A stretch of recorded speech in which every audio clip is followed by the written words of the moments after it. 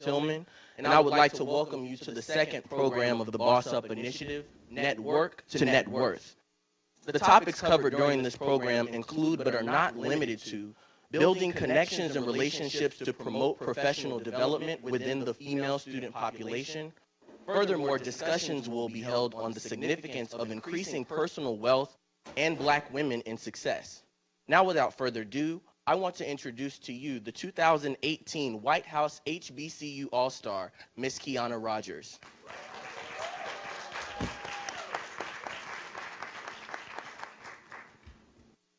Thank you all for coming out tonight, and welcome to Network to Net Worth. I'm sorry, I'm a little sick. Tonight's host, we have Mr. Trevor Rudd. Trevor Rudd is a native of Hollister, North Carolina, and he received his Bachelor's of Science in Business Education with a concentration in Information Technology at the North Carolina Agricultural and Technical State University. He currently is an educator at the Guilford County Schools, is completing a post-bac program at UNC Greensboro to obtain his NC teacher's license in career technical education. With humanitarianism, is that right? Humanitarian, yeah. Deep in his heart, Trevor founded a nonprofit corporation on December the 10th, 2016, named The Village Mentoring. The mission of the Village is to establish a solid foundation of stability and emotional support within the community of young men through advocacy, action, and direction. The organization fosters a Big Brother program for high school males, a minority boys book club for elementary school males, and a scholarship series for the Village Scholars. Through this org, he hopes to improve retention rates, create a brotherhood where he places collegiate male students back in the school system, and protect the futures of the young African American men in the community. Trevor is a member of Phi Beta Sigma Fraternity Incorporated and lives by the quote, "If your absence does not make a difference, your presence never did." Please welcome our host for the evening, Mr. Trevor Rudd. Hello, good evening. How are y'all doing tonight? Okay, so it's only right that I started off by saying, can I get an Aggie Pride? Aggie Pride. Amazing. It is such an honor, and I'm so elated to be here at the illustrious North Carolina A&T State University. Every time I step on this campus, it just brings back so many memories. Even though I didn't graduate not too long ago, but just seeing the students, just seeing the drive, there's no other historical Black college that has students that are so driven to be successful, that work their butts off in the classroom, that come out and they lead. So it's always an honor to be in front of North Carolina A&T students, and it's just an inspiration to see all these African American males and females just in programs like this trying to better themselves. So without further ado, once again, I do just want to welcome everyone to Network to Net Worth. Real quick, let's give another standing ovation to Ms. Kiana Rogers for just doing such a great job with her Boss Up initiative. I remember meeting her last semester formally. I think Kobe Cornell introduced us in the library, and she was telling me about all the things she wanted to do with this initiative. And so to see it come to fruition is amazing. It's an inspiration. So keep going, don't stop. Real quick, before we get into the rest of our program, I'm going to pick on a few of my ladies right here in the front second row. We're going to do a little mic toss. I just want to ask, what is your definition of a boss?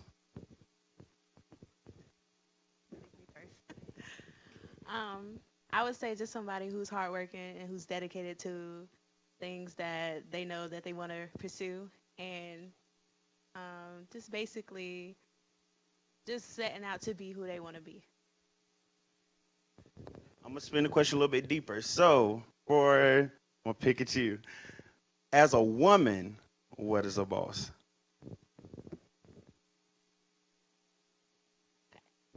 As a woman, I feel like a boss is somebody who is empowering, somebody who is very influential. I feel like a woman is somebody who people who are older than you and people who are younger than you can take something from. A boss isn't always about bossing somebody around. Literally, a boss embodies the qualities of a person who makes sure things get done, a person who's determined, who's driven, and I just feel like a boss is just well-rounded in all areas. And one last question. I'm gonna spin a little bit deeper. I'm trying to see who could probably take it home. I'm gonna come right here. Okay, so in your opinion, and maybe both of you guys can, so maybe you can help each other out. In your opinion, what's the difference? Why is it more? Why is it important, or why is it important? If your answer is yes, that females make it a motive to boss up compared to males.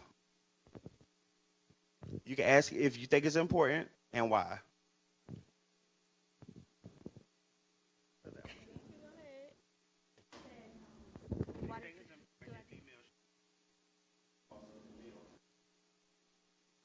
Well, I think it is important because of our history. We haven't really had a fair chance, white or black, to a male.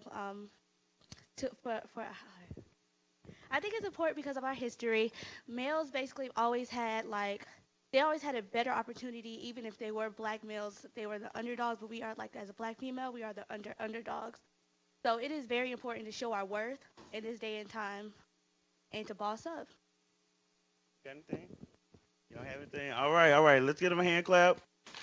So, as we continue to transition to the program, I definitely want everybody to feel free to get involved, to ask questions, to learn. When we're in environments like this, the main goal is to learn from each other. There's so many things you can learn from the person sitting right next to you, even before you know their name. There's so many things you can learn from them. So, without further ado, to get back on schedule with the program, we'll be transitioning to our student-led discussion, where we will be having 5 of our guest student entrepreneurs coming up, and I will introduce them to come up to the front.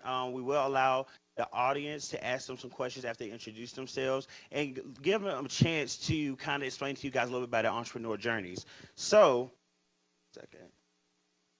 All right. So first up, and you guys can walk up as I'm introducing you. First up, we have our first student highlight, which is Shay Ravenel. Shay Ravenel was born and raised in Jacksonville, Florida, and is a senior biology student at North Carolina A&T State University. She is the owner and CEO of Lux Looks Custom Wigs.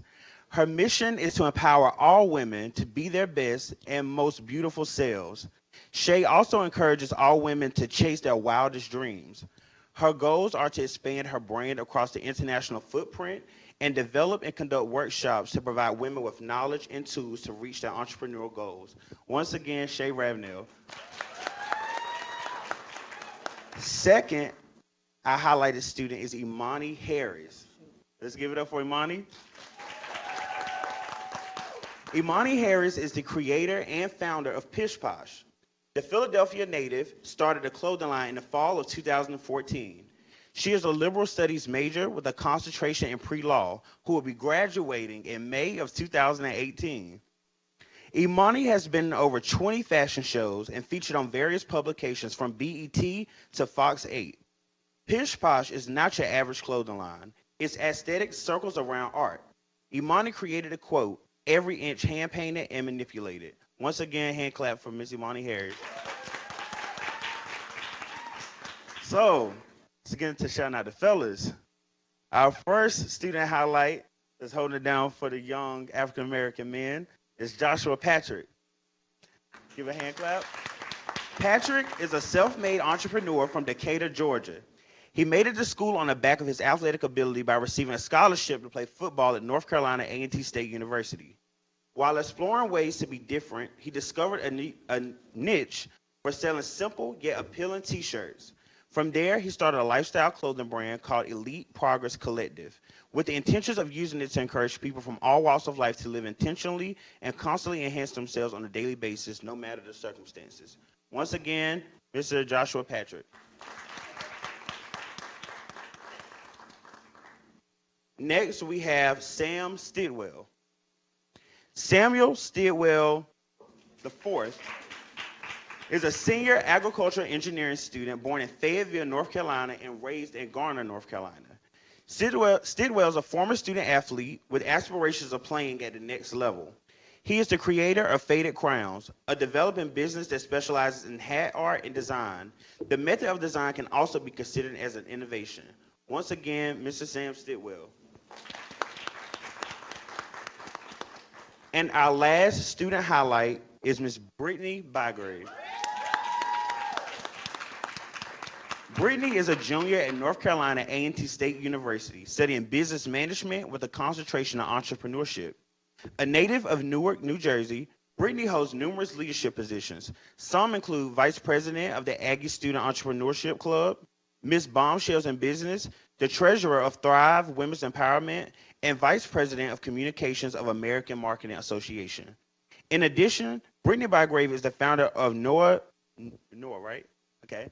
Noah Brittany, that's the name. I'm sorry. Noah Hair Butters and Facial Toners. Ultimately, Brittany will grow her business into a storefront and to develop a nonprofit organization to grow Black generational wealth. Once again, give it up for all of our student highlights. Now, to dig a little bit deeper, we're going to allow each student that's sitting up here right now to introduce themselves. Once again, you guys can feel free to share your name. Kind of covered your classification and major, but if you want to reiterate, feel free to do so.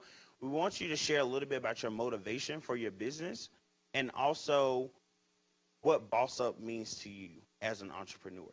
Okay? So we'll just go down the line respectively for how you were called. Hey guys.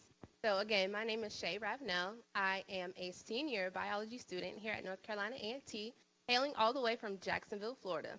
I am the owner and CEO of Lux Looks Custom Wigs. And my business basically started kind of like out of need, really. I was a part-time employee working full-time hours. Some of y'all know how that is. And I was just tired. I was like, you know what? I'm tired of like exhausting all of my energy at this job that is not doing anything for me. So I started making wigs like, I don't even know, probably like my sophomore year of college. And I was just making them for myself because I had always been doing my own hair, but I was doing like quick weaves and stuff. So my hair was coming out. I was pulling out, like when I would take out my hair, I would like just pull tracks out of my hair. So my hair was just coming out. So I was like, okay, I cannot keep doing this to my hair. So my friend taught me how to sew. I looked on YouTube and learned how to make wigs. And so ever since then, it just kind of stuck. And then one day, one of my best friends was like, hey, why don't you make wigs for other people? And I'm just like, I don't really know if my work is that good, but I'm going to do it anyways. So I did it, and we're here today. So the last question was, what is boss? Can y'all hear me? Okay. So what boss up means to me is basically exactly what it says. I know most of y'all have seen the little meme where it's like, are you going to cry about it or are you going to boss up? And it's like, first of all, I'm going to do both. So basically, it just means to me to just put your business, whether that's your academics, whether it's your job, whether it's any kind of priorities that you have, put it over your feelings and just do what you got to do to get everything done. Be determined, be focused, and make sure that you know, just reach your goals and don't let anything stop you. Hey everyone, I'm Imani. I am a senior here at A&T. I'm studying pre-law, but I have a clothing line which is called Pish Posh. I started Pish Posh 2014 after a best friend of mine encouraged me to start the brand. I've always been into fashion and I've always been an artist. I've been painting since the first grade, and my sophomore year, I had something on that I had made for myself, and she was like, you should come out with a clothing line, call it Pish Posh. So she gave me the name and everything. I didn't really have like a whole layout plan or business plan of everything of how I was going to go about it. Really just, I just kind of went with the flow. So I started creating. I started with t-shirts, and then that led to hats. Then that led to jackets, purses, sneakers. My line has a lot of products. As of right now, I have like over 300 different products on my website. And yeah, everything's hand painted. I just got into graphics. That's still my artistic ability. I create the designs on my iPad, and then I distribute them out through t-shirt designs. I've done a few fashion shows here at A&T. Last year I did one at Harrison Auditorium. I have one upcoming, which will be again to lead out me graduating from A&T. That's pretty much it about the brand. What boss up means to me is to level up and raise the bar for yourself. Like at first, I thought I was going to be a lawyer. Like coming to A&T, I was studying pre-law, and I'm still in pre-law. I haven't changed my major. But then I came to a realization, like I wanted my own thing. So that's why I took my best friend advice. I'm like, I want my own platform. I want to wake up when I want to. I want to hire people rather than being at a law firm trying to build my way up. So that's kind of what Boss Up means to me, having your own platform.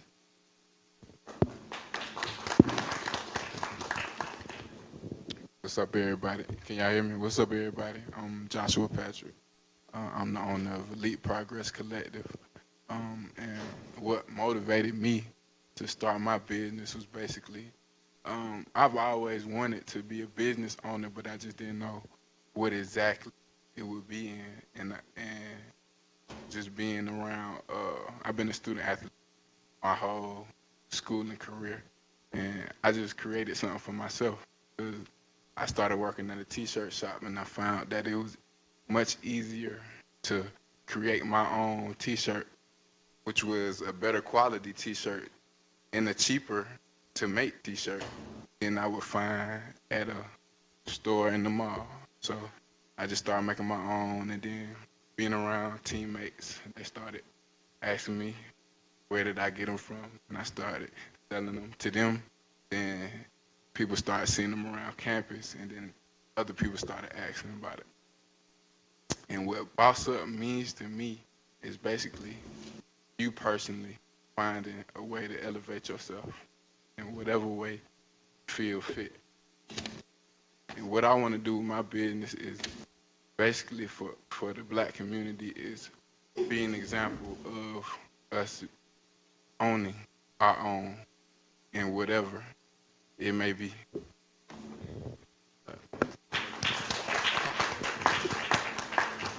My name is Samuel Stitwell IV, and my business name is Faded Crowns.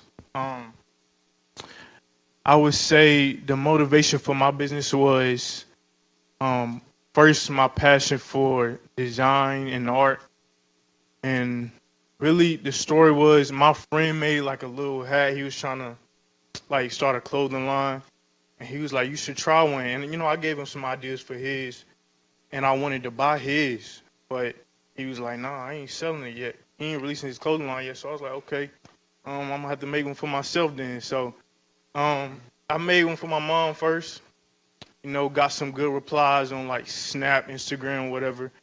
So I kept trying harder and harder things, and people kept replying, wanting them. So one day, it was February, I wanted to do something for Black History Month. So, you know, I know how we hold the Greensboro 4 dear to us since we at A&T. So I made something for the Greensboro 4, this hat right here. And I sent it to the Civil Rights Museum. And they said, we'll see what we can do about it. But actually, I just sent it to them just to show them, because I know how adamant they are about their work. So I was like, let me just show them. And they said, okay, let's see what we can do about it. So that hat is now in the Civil Rights Museum on Elm Street. And yeah, I appreciate it.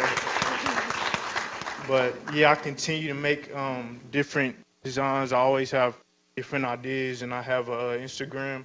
Y'all could come see me afterwards, because I have a few hats if y'all want one, or if y'all want to follow me. But what Boss Up means to me is it's a mentality.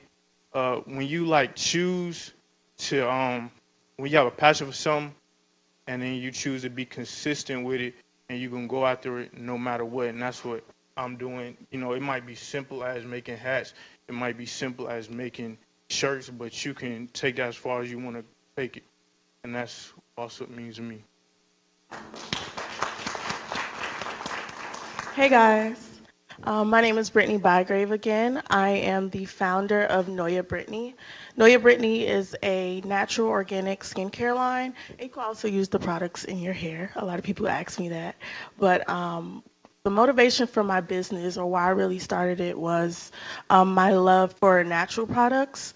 I used to mix things together. I make my own shampoo, lotion, oils. I know a lot of women do that, but I just wanted to take it a step further with that, because I really loved it, and it really improved my skin, because I really had a lot of skin imperfections. So that was the initial thing that made me want to start my business and share my products to the world.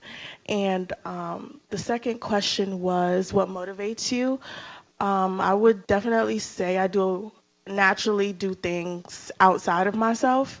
So other people motivate me, if that makes sense. The customers that enjoy my products, people that walk down the street and be like, "Hey, girl, I see you on Instagram." Like stuff like that really gets me going because days are different as an entrepreneur. I think we all know that, and just support, motivation that I get from other people really picks me up those nights when I'm just like, you know. And the third question was what boss up means to me. I think it's a mindset initially, and then you find a problem, and then you figure out ways to solve that problem, or just want to change something in general, or just want to help in general. So I think it's a mindset, an idea, and going forth with that idea to change or impact someone else. So that's a boss up thing that I do, and I love when others do it as well. All right. And just to spin off as we keep going, as you guys notice, these 5 students, they have businesses where they have different products and services, whether it's designing, whether it's hair care, skin care, or clothing. Earlier they mentioned in my bio that I have a nonprofit, and I know there's a lot of students here to come up to me and they ask me a little bit about, what motivated me to do a nonprofit, what motivated me to want to go in that direction. It is a lot different, when you are an entrepreneur and you're not more so product based, but your service is mentorship, your service is people, helping other people, and sometimes that's not tangible. It's you can't see it, you can't see the help. You just do it, and you try to do a motivation. So I know there's a lot of people in here and a lot of students on this campus who also have that same motive to want to go out and serve their communities and help. And one thing that really inspired me to want to start the village was seeing so many initiatives and needs in the community that were geared towards women and young girls. And it always reflected in my head through undergrad, especially because I grew up with 3 sisters. I have a brother at all. And so growing up through undergrad, I always thought, any given day that a young woman wants to wake up and wants to better herself, she has so many avenues where she could go to and she could learn and she could grow, and another lady could help her. But when it comes to young men, especially African American men, if we wake up one day and say we want to be a better man, who do we run to? How many resources are out there to help us?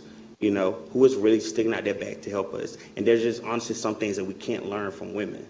And so I wanted to put something in place where I could intentionally put men in the ages 18 through 25 back in the community and inspire them to want to do things and be that role model for other young men, starting at a high school level, which is a level of students that a lot of people don't go after. And, when those students get in that level, a lot of people tend to give up on them, tend to think that they have a trained mindset, so, they can't learn anything. So just wanted to share that because I know there's a lot of people who have that heart of giving and that heart of service, and I could definitely agree with them. It's a journey. It's a journey, especially because regardless if it's a product or a service, you're constantly dealing with and nurturing people, and catering to their needs. So just something to bounce off of from a different perspective. But as we continue to flow with the program, we're now going to open up the floor to a minimum of 3 questions from any students in the audience who may have. Who may want to get more insight or perspective on their businesses or things that kind of motivated them or their background and where they come from. So there are mics out in the audience for anyone who wants to get up, but let's please keep it at a limit of 3. All right, right in the front.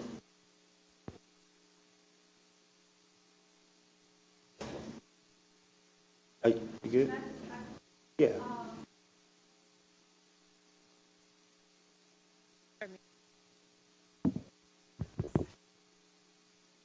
Can you repeat your question, please?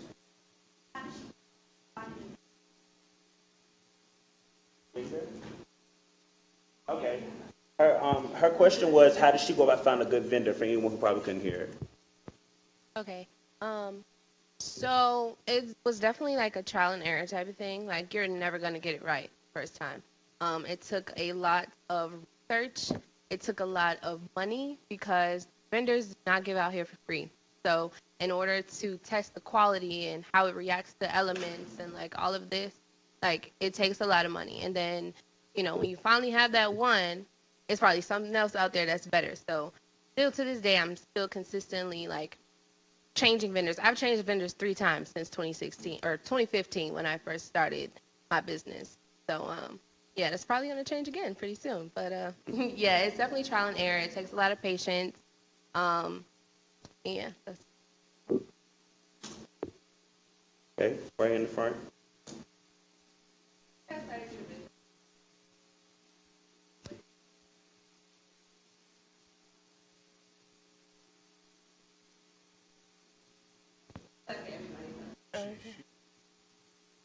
Okay, so I use like my credit account. Don't do this, but I really wanted to do it, and the first thing I bought was 50 jars.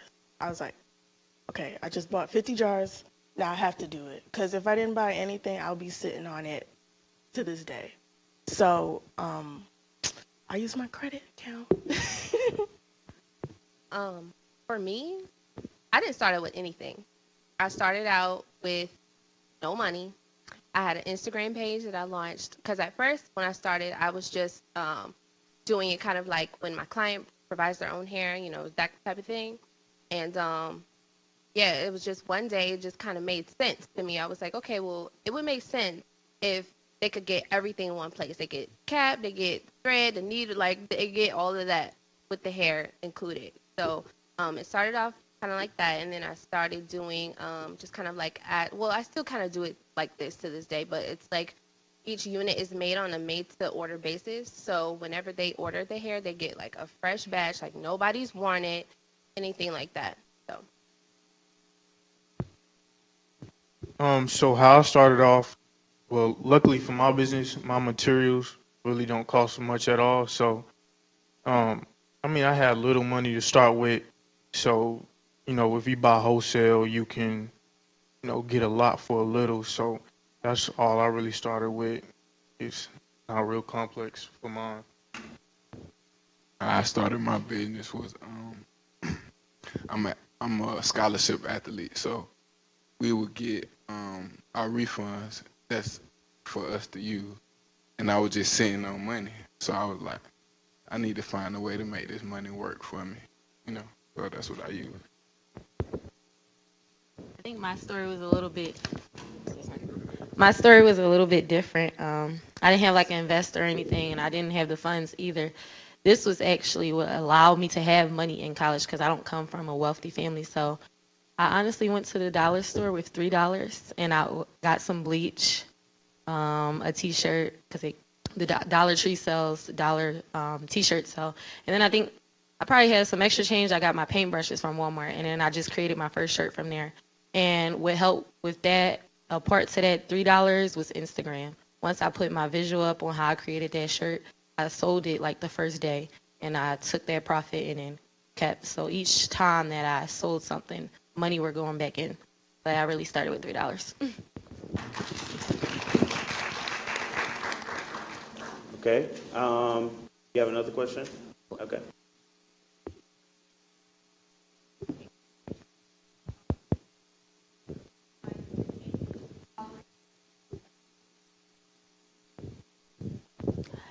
No, I didn't even know they did an article on me. Somebody sent it to me, like a screenshot of the actual like article, and I was just like, wow.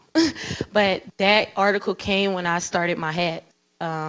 When Alton Sterling died, I created a hat. Like, I'm big on like Black Lives Matter stuff, so I was really upset. So that night, like reading his article and like seeing the video, I created a hat. It said, I hope I don't get killed for being black today. And then I just was like, I wasn't hyped to profit off that. So I put it on Twitter, and I'm like, anybody in Greensboro who has a plain shirt or plain hat, I'll write it on your hat for free, or your shirt. So a lot of people gravitated to me, and that tweet went viral. And then I created like a few more hats after that. And then I guess BET just got hip to it, and then they just wrote up on it. And they ranked me number 10 out of the top 25 black-owned businesses in America.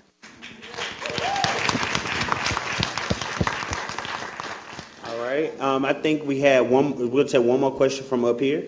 So this is a question for all of y'all. How do you all distinguish yourselves from other competitors in your field?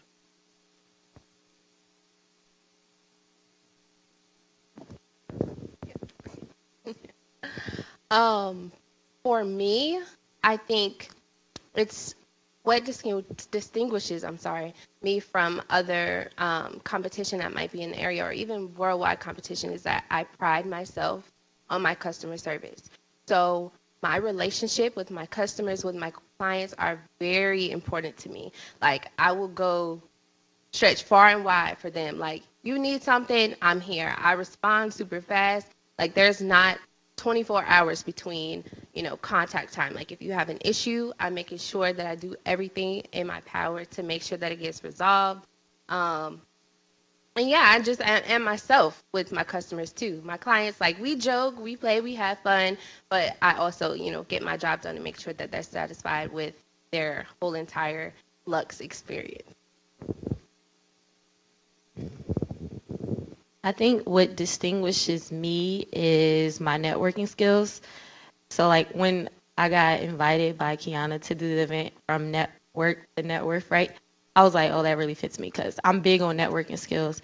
And I think what distinguishes me, I've come across a lot of people who hand paint on clothes, like especially up north, me being from Philly, competition is even bigger than here. I feel like I'm open to people as far as models, photographers, and stuff like that. And that's why people gravitate to me because you can just walk up to me and like, hey, I want to start modeling. Can I model for you? And you can have no experience, but I'll let you model.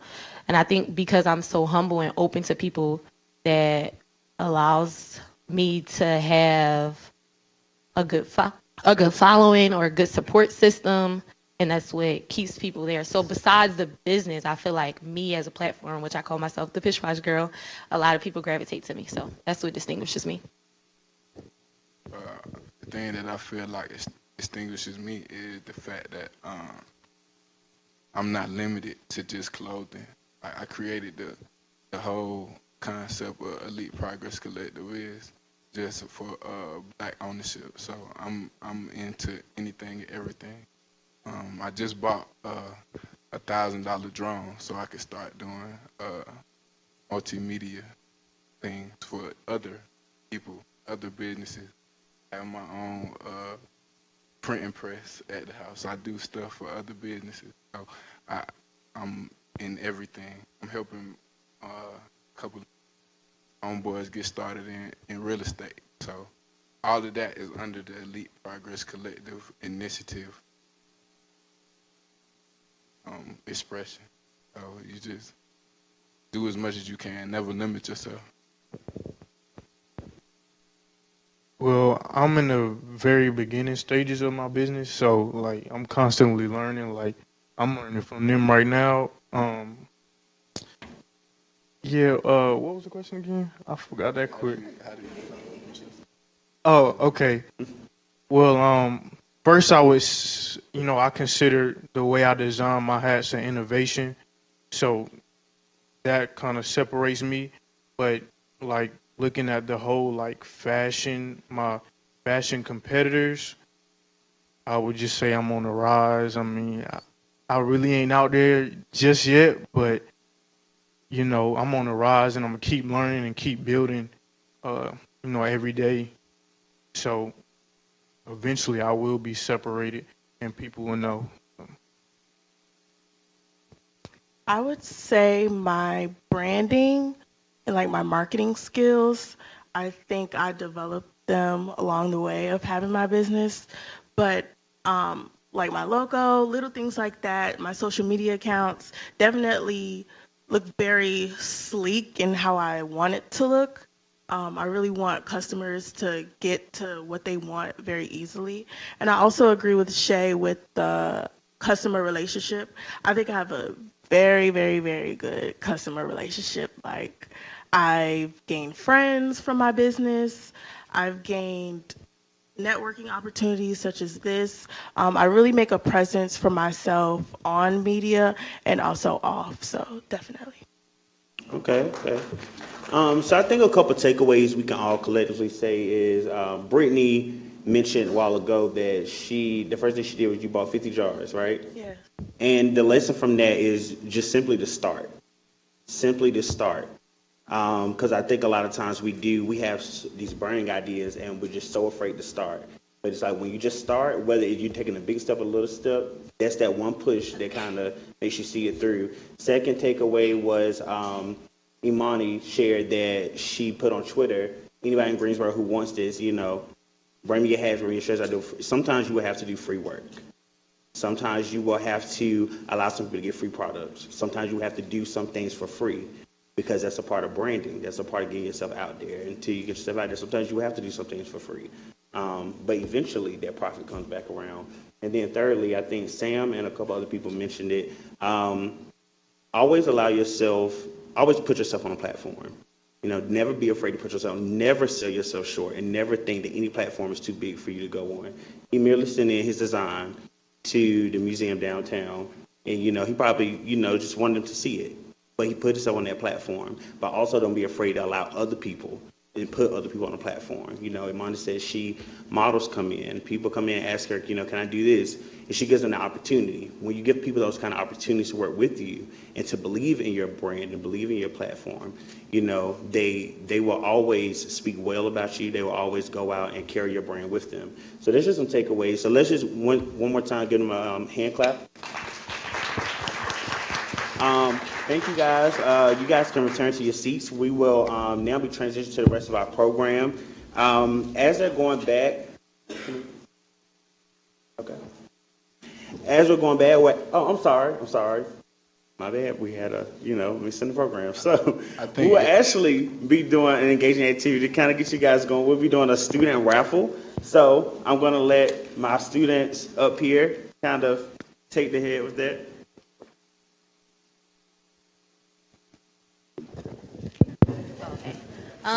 I have 3 bag giveaways out there, so I'll call 3. I don't know. Okay. 723153.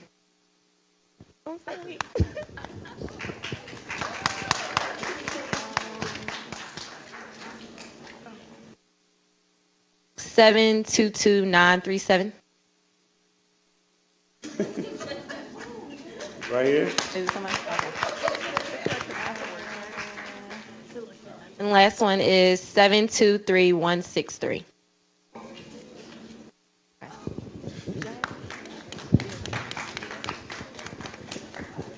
I got 4 giveaways.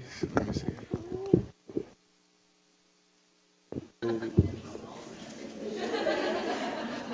Okay, Keon, would you like them to wait and get their gifts afterwards? Okay, after the program, so I think you guys can take a seat. Just keep your ticket. I can sit down. The first one is 722946. Okay. My bad. Okay, 722919. I want that. Okay, hey, I see you.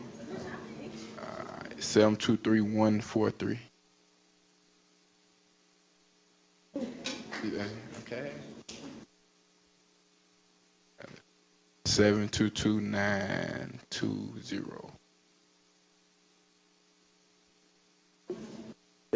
722920. 722920. That was you? Okay, cool.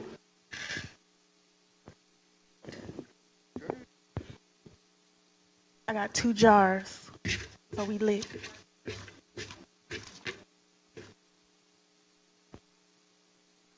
Okay, 722948. So who got it? Did anyone have that? Oh, right here. Okay. Raise your hand. I'll repeat it. 722948. Okay.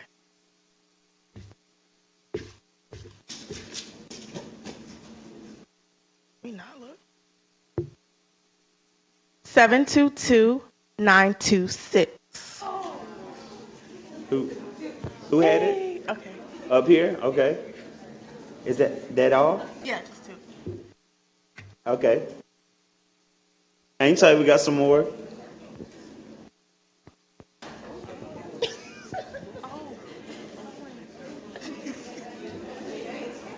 All right, so I have, I'm gonna give one pair of eyelashes, mink eyelashes, and then I have another one for a free wig construction.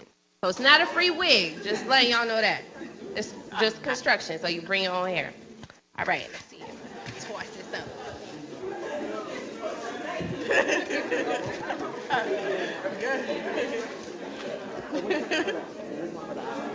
Yeah, I'll do the lashes first, and then the next one's for the wig.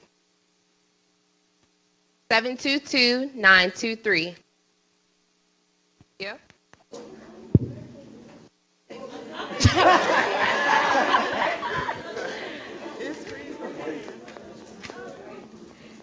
All right. Okay, and then for the units, 722-943. Oh my Yep. Yay. All right. Do you want to get that disclaimer one more time? Yes. So for the free unit, you have to bring your own hair. Okay. Just or if you actually we'll talk. I can do one more if y'all want. All right.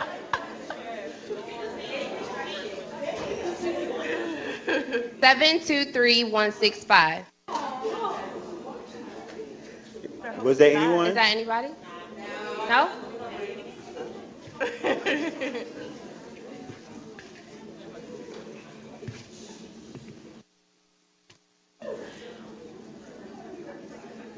Seven, 23144.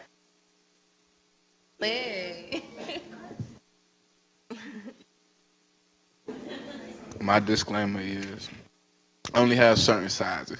So I'm no, I'm just saying, like, I don't know the sizes, so if I just give them away. That's what I got, more than 5 gifts, but the people who want something, I might have something for you.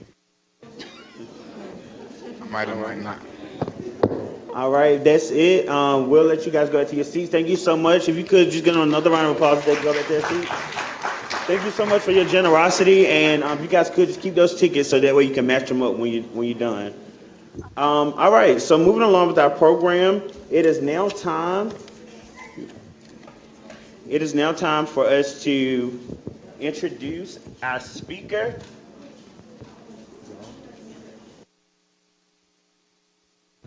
Our speaker is none other than the Duchess of Ink. Get hype. This is North Carolina A&T, a product of North Carolina A&T. So I'm going to introduce her before she comes up to do her presentation. Christina Duchess Lattimore is a beautiful, passionate, introvert, strong mind, giving woman. Born and raised in Lincolnton, North Carolina, Duchess was born to 2 loving parents. She's the oldest of 4. At an early age, Duchess showed a passion for being an entrepreneur by the way she loved to be in charge and take charge of her other siblings. Needless to say, being a big sister had more perks than one could imagine. Her passion for sports and leadership mindset led Duchess to being captain of her varsity basketball and varsity cheerleading team. Later on, Duchess attended North Carolina A&T State University, where she studied computer science upon entrance. She remembered the late nights staying up, missing coding on her programming, and at that moment, she knew that computer science just wasn't for her. She then changed her major and graduated cum laude with 2 bachelor degrees in business management and marketing. As her journey continued, she fell madly in love with tattoo artistry and branded herself as Duchess and became a star on VH1's reality television show, Black Ink Crew. Her love for tattooing even brought her to owning her own community-involved tattoo shop called Pretty in Ink, a shop that not only focuses on making sure the artwork is custom prepared on the body, but a tattoo shop that also focuses on giving back and doing charity work based on deserving demographic characteristics. Breaking away from reality television, Duchess wants to now focus on her image and business brand. Duchess is now building her brand as a recording artist and a brand ambassador for companies of which cannot be disclosed at the time. She also has a lot of up-and-coming ventures that includes recording artists, modeling, a natural hair care line, mortuary school, acting, a coffee table book deal, which will showcase the stories behind some of her favorite tattoos, and a lifestyle magazine entitled Pretty in Ink. Duchess has been behind the lens with an amazing group of photographers, which includes Krish, Sterling, and Island Boy Photography, to name a few. She was also the 2017 honoree for Women Doing It Big. Duchess won the Karen Place Gear Up for the Future Youth Event Award and assists the nonprofit Lattimore Foundation.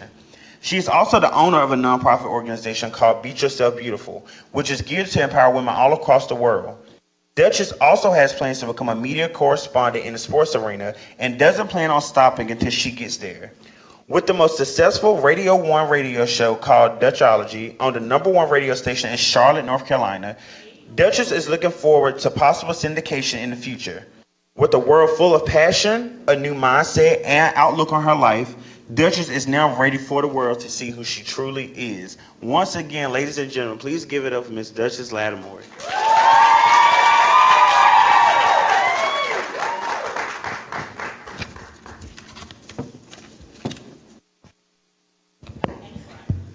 Aggie Pride. Aggie Pride. So y'all, all of that, it make you feel like, dang, that's me. They talk about me up there, like, hold up. So I'm mad nervous, first off, because it's so surreal to be at the place that I got the best years of my entire life, and now I'm talking. Like, that's so crazy. Like, I had to pinch myself today, and this morning I flew from Dallas because I had an amazing week. So I just had such an emotional trip here, and it was so good. And then coming to campus and seeing things and not even being too familiar with things because everything looks so different now. But it's just really, really good to be here. So I really appreciate y'all for allowing me to have this time and this opportunity. Talking about network to net worth. The 3 things that I really want to talk to you about. I'm going to talk to you about me, but first I want to talk to you about that because that's like the most important reason why we're here. So I want to talk to you about business relationships. I want to talk to you about friendships. And I want to talk to you about personal relationships and how all of that involves your network to net worth. And you might be like, how do my personal relationship have anything to do with my network to net worth? Well, I'm going to tell you, especially women, because women, we are enablers. And it's a guilty pleasure. We do it without even thinking about it sometimes. We do it for our friends, we do it for our family, we do it for our significant other. So as far as personal relationships go, we have to really understand your value in the relationship that you're in, if you're in a relationship. I know some of y'all like, look, I ain't got time to be thinking about no man, I ain't got time to be thinking about no woman, I'm chasing this bag right now. I hope that's where y'all at. But I know some of y'all with this hopelessly, dangerously in love lifestyle too, so I'm talking to that person. But you have to really understand your value, not only to the person that you're with, but to yourself. That's where your net worth comes from as far as that. As far as the networking side of it, the type of person that you want to deal with, you always want it to be a positive representation of things that you want in your life.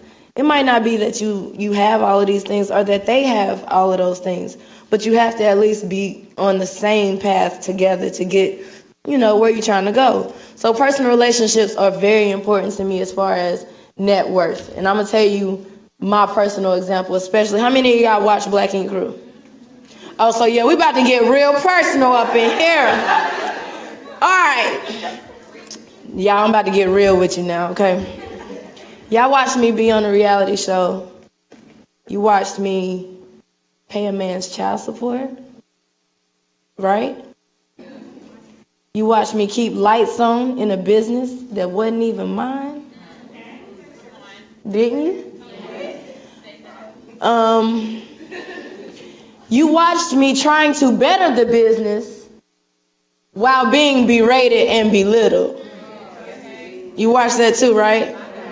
Now, where was my net worth where was my net worth at that time? Because it seemed like I didn't value myself, right? I'll be honest with you, I didn't. I valued what I could do to benefit the situation that I was a part of and the person that I was with more than myself. I graduated from North Carolina A&T 2009, graduated cum laude. So I wasn't sitting around here playing. You know what I'm saying? A person that graduates cum laude, a person that goes to a university like North Carolina A&T, does that seem like the type of person that's need a man to do for them? The type of person that is waiting for a man to do something for them? So I get into this situation and I want to make him better. I'm at this school 2009 is when I graduated. 2008, I did a business plan competition at the School of Business and Economics, Dean Craig, and I actually placed in the top 3 of the competition. And guess what my business plan was for? A tattoo shop. 2009, I'd never even been to New York at this time of my life. This was me speaking over my life, and I didn't even know that that's what I was doing. I had a guy, my brother's up there, like our dad's closest friend, Rocky, he did tattoos. So Rocky gave me my first tattoo when I was 15. And I'm like open over this tattoo. I'm like, oh my God, I can't believe it. My daddy let me get a tattoo and I'm just so excited. So I get this tattoo and I get to college on an engineering scholarship. How I get to this point, you feel me? You got to really follow your passion. This is when you determine passion and purpose. You know what I'm saying? Like people in my life thought my purpose was going to be just have a good old 9 to 5, make a big old check, and just be happy. But my passion took over, and it created a new purpose for me that a lot of people didn't understand. And they kind of questioned, like, you really going to do tattoos and you done graduated from college? Like, what are you thinking? But that's what I couldn't live without it. I couldn't do anything without thinking about something that I love like that. So I did the business plan, do that. I didn't think that I would be a tattoo artist because I graduated with my marketing stuff, and I'm like, okay. When I first went to New York, I worked for an architecture firm. And it was a really great job, but it wasn't a fun job. Like, I would just go to work every day and be like, dang, I gotta go to work. So I hated it, but it was a great opportunity and a great experience. So it threw me in an environment where I started seeing, like, New York is a place where you see people that go after their dreams. They might not have nothing but a hope and a prayer. They might not even have $1 in their bank account, but they go for their dreams. They might not even have a college education, but they go for their dreams. And it taught me that, like, just seeing that hustle and that grind in other people, it taught me that that was something that I really wanted to be, which now goes into the friendship side of net worth versus network. Your friends are so important. And a lot of times we don't understand why. I had friends in my life that were very discouraging, very negative. Everything that I would think of, everything that I would put out, like, dang. When I was in high school, I was like, I'm going to have a funeral home. I'm going to be a mortician. I'm in mortuary school right now. I finished hopefully by December. So they might have been like, that girl ain't never going to be no mortician. And I might not have done it right after high school or college, but I'm doing it when it's my time to do it. You know what I'm saying? So if you got people around your life that dim your light, you got to let them go. And dimming your light could be something so simple as you say, well, you know, I don't know, I might want to try this. I ain't college. I never took an art class, so I didn't even know I could draw till grad school. I take an art class because I'm like, I need an easy elective. And they like, take the art 101. So I'm like, okay, I'm going to take it. I get into class the first day, and I done fell in love with this. But I never knew that I loved it because I never had it at my access. I never really experienced that side of like being creative. So I take the art class and I'm actually good at the art. And then I actually start falling in love with it. But then I got friends around me that's like, girl, I don't know, that picture look a little, you might need to, You just stick to business, that's what you need to do. But I'm sitting here in love with this newfound, I guess, hobby you can call it. And I want to develop it. I want it to grow. I want to nourish it. But my friends at the time is like, girl, we could be going out right now. You want to sit in here and do this painting? Like, what is you doing? That type of stuff, I wasn't paying attention to it. I was just like, oh, maybe I ain't that good at it. I started second guessing myself. And that's what you start doing when you allow these type of people that carry these type of behaviors in your life. And you think that these are people that's your friends. And sometimes your friends are only there for a reason. And you never understand why. And I lost a lot of friends. I had to. And then once I got to TV life, can you imagine the type of all the friends that I had to lose then? Because now they expected me to be something that I never was. I ain't Beyonce. I don't need a Chanel bag everywhere I go. Like, I'm a nappy-headed girl. My dress need to be twisted right now. Like, I don't value certain things that other people value. So when I got into this life, friends of mine would be like, girl, we should be going here. We should be doing this. And I'm like, why? And she's like, because you famous, girl. Like, what you talking about? But I don't want to do that type of stuff. And it started making it to where the things that I really love to do, the people that was around my life made me feel stupid for liking to even do them anymore. Dimming my light. I started having friends that would be like, why don't we get into trouble? Because you got to understand, being a tattoo artist, it's an alternative lifestyle. It's a lot of, I tattoo gangbangers, drug dealers, killers, rapists, lawyers, doctors, philanthropists, preachers. Y'all see me tattoo a preacher in the church on the show. You know what I'm saying? So there's nobody that I don't really have access to. It's so many different walks of life. And when you get around these type of people, you start seeing these type of behaviors. And when they're your friends, you don't pay attention to these behaviors. But when it's strangers or from the outside looking in, people that you don't really deal with, you initially can see those behaviors and identify them. You have to start identifying those same things in your friendships. Some of these people that you're in college with are not going to be your friends a year from now, 2 years from now, 5 years from now. Some of them will be your friends 50 years from now. But you got to really start putting the value of where that friendship should go. And that's what you got to think about. When you got people like these kids that was sitting on this panel, that was so inspiring to me because I don't remember being here at A&T and seeing other people that I was in school with having successful businesses. Y'all are very fortunate. And they're okay with giving the game up to you. Like, they want you to be on their same level. These are the type of people that you want around you, not the type of people that's going to dim your light. Then you got business relationships. Business relationships, network, and net worth. A lot of us want to help people, and helping people is a beautiful thing. That's one of my greatest gifts that I'm grateful to God for since I've been in the spotlight, is how many people that I'm able to touch and help. But I would never be able to help those people if I didn't have myself together, and if I didn't have the type of people that I can look up to. See, when I'm pouring into all of these people, somebody got to be pouring into me. That's where my business relationships come into place. My mentors, the people that I look to, the people that I look up to.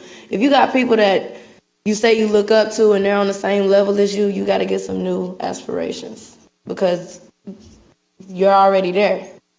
You want to have people around you, especially in your business relationships, that are far more successful than you see yourself at this point, and maybe even ever, because they start showing you things that nobody else in this world would ever show you.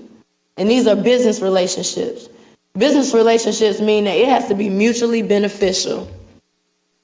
I love when people say, oh, Duchess, I want you to help me with my business.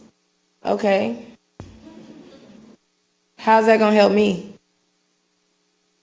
It's people that show me how that's going to help me. And I've helped them accomplish things with their businesses. But these are things that you got to really pay attention to, because these business relationships, especially when you are in the position where you are and you're going into this field of whatever industry you're in, people take advantage of you. because you're young, you're new, you're fresh. You don't know the game yet. You're trying to get in the game. They take advantage of that. Reality TV especially took advantage of that with me. You know, like, you don't know the game, so you participate in things that you think you got to do, but you really don't have to do. So you got to make sure that you're valued in these business relationships too. So if you got somebody that you're working for that, you know, you aspire to be like them, they should be pouring into you too. You can't do 1,000,000 errands and not receive not one thing that's benefiting you in the situation. So you got to make sure that you're paying attention to how are we mutually benefiting one another. Because if you're not getting anything out of it, what are you doing it for? The goal is to be successful, right? So that means we got to be successful. Being successful is not being used. And a lot of times we take friendships, these business relationships, we take these things and we put more value on them than they deserve. And you take the value away from yourself. And that's something that you got to really know. If you know your value, none of these things ever happen to you because you don't settle for anything but what you know you deserve and what you see yourself going in that progression. A lot of times, because you're coming out of college, like, I hated that part of my life because everybody be like, what you know, you just got out of college. Like, they don't understand college is the battlefield. y'all battling right now, right? You know what I'm saying? You got to worry about how you going to get to the next week, how you going to eat, how you going to buy yourself this, take care of that. Some people don't have the silver spoon in their mouth, and that's understood. So this right here, like, I get it. That's a battlefield, but this is the real battlefield. So if you're preparing yourself right now, I promise you're going to be ridiculously prepared. How many of y'all are entrepreneurs or are going to be entrepreneurs? That's mostly everybody in this room, right? That's what's up. So with the entrepreneurship stuff, I always tell people, build relationships with people that are right with you right now. This is not a place that y'all had to be for class, right? Nobody has to be here, and you're here. That says something different about you than the other people that should be sitting here with you. You feel me? Network with these people in this room. All of my videos that I post on my Instagram, how many of y'all follow me on IG? So y'all be seeing my training videos, my empowering videos, all of that stuff. Guess who shoots all of that stuff? 1G Shot, who went to A&T with me when I was here.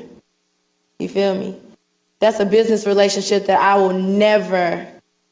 He just got a situation to shoot with Revlon because of me. Like, these are relationships that we started these relationships sitting in the chairs that y'all are sitting in right now. And throughout the years, we've cultivated and grown in our own industries. He don't do tattoos, but he's an amazing videographer, a ridiculous photographer, and now he's doing stuff that I need for my brand. So why wouldn't I have him be a part of that? Some of y'all are going into graphic design. Some of you going into photography, videography. Some of you going into business, nursing. Like, you would think that some of these relationships don't coincide together, but they all really, really work very well together if you just find the way for them to work together. And those type of relationships you want to have. So I encourage everybody in this room to find at least one person that y'all can mutually benefit each other from whatever your business ventures are. And work on cultivating that on your own and collectively, because that's how you really build brands. Duchess, my brand, would not be where it is if it was not for my little brother. My little brother is a student here. My brother has managed my social media. Yes. He has managed my social media since I've been on TV. I taught him how to do it. He ain't no marketing. That's not his area. That's my area. But I taught him how to do that. And he's helped grow my brand in a way that if it wasn't for him, I wouldn't have time to do all of that stuff. So you always got to be mindful of the people that you can use around you, that you can build and grow. And because of that, he don't got to work too hard because I got to pay him to do it. You know what I'm saying? So you got to really think about how you can mutually benefit one another, because that's how you grow. That's how you build relationships. And that's how you take things further with you. How many of y'all know Michelle Austin over at the financial aid office? That's my OG. I talked to Miss Austin maybe once a month still to this day. She don't do no financial aid for me. I can't even get no financial aid, okay? But that's a relationship that has been very, very beneficial throughout my entire collegiate process on into my professional career. So be mindful of those relationships too. A lot of these people, like rest in peace, Miss Dolores Maynard Jones, that was one of my most favorite people in the whole wide world. And I used to talk to her almost once a week. And she was a part of the staff here at North Carolina A&T. Take advantage of these resources that you all have around you and build your own net worth. Your net worth is you, it's yours. And you determine it. And once you determine it, you can't settle for anything that's a standard below that. Nothing below that you can accept. A lot of people ask me, well, why did you quit reality TV? Because the standard that I set for myself, the offer was below it. And I couldn't allow myself to look like a coon for pennies. If I'm going to do it, it's got to be valuable. Because it's my life, it's my brand. Baby, who you telling? Let me ask you, it's funny that you say that. How many reality stars could be at an amazing institution like North Carolina A&T right now speaking in front of y'all? Like, that says so much to me. I said I wasn't going to cry, but I'm going to cry because I'm a crybaby. But I was really hard on myself because I let the world see really good parts of me and really, really bad parts of me. Parts that I would never want. It's things that y'all would never want anybody to see. We all have that. I had to bear that truth in front of the whole entire world. And I felt like it ruined my brand. I thought it was over. I tried to kill myself. Like, my brother got me through so much. He's the strongest person I know. Keep a strong person around you because you're going to get weak. And it's okay that you get weak.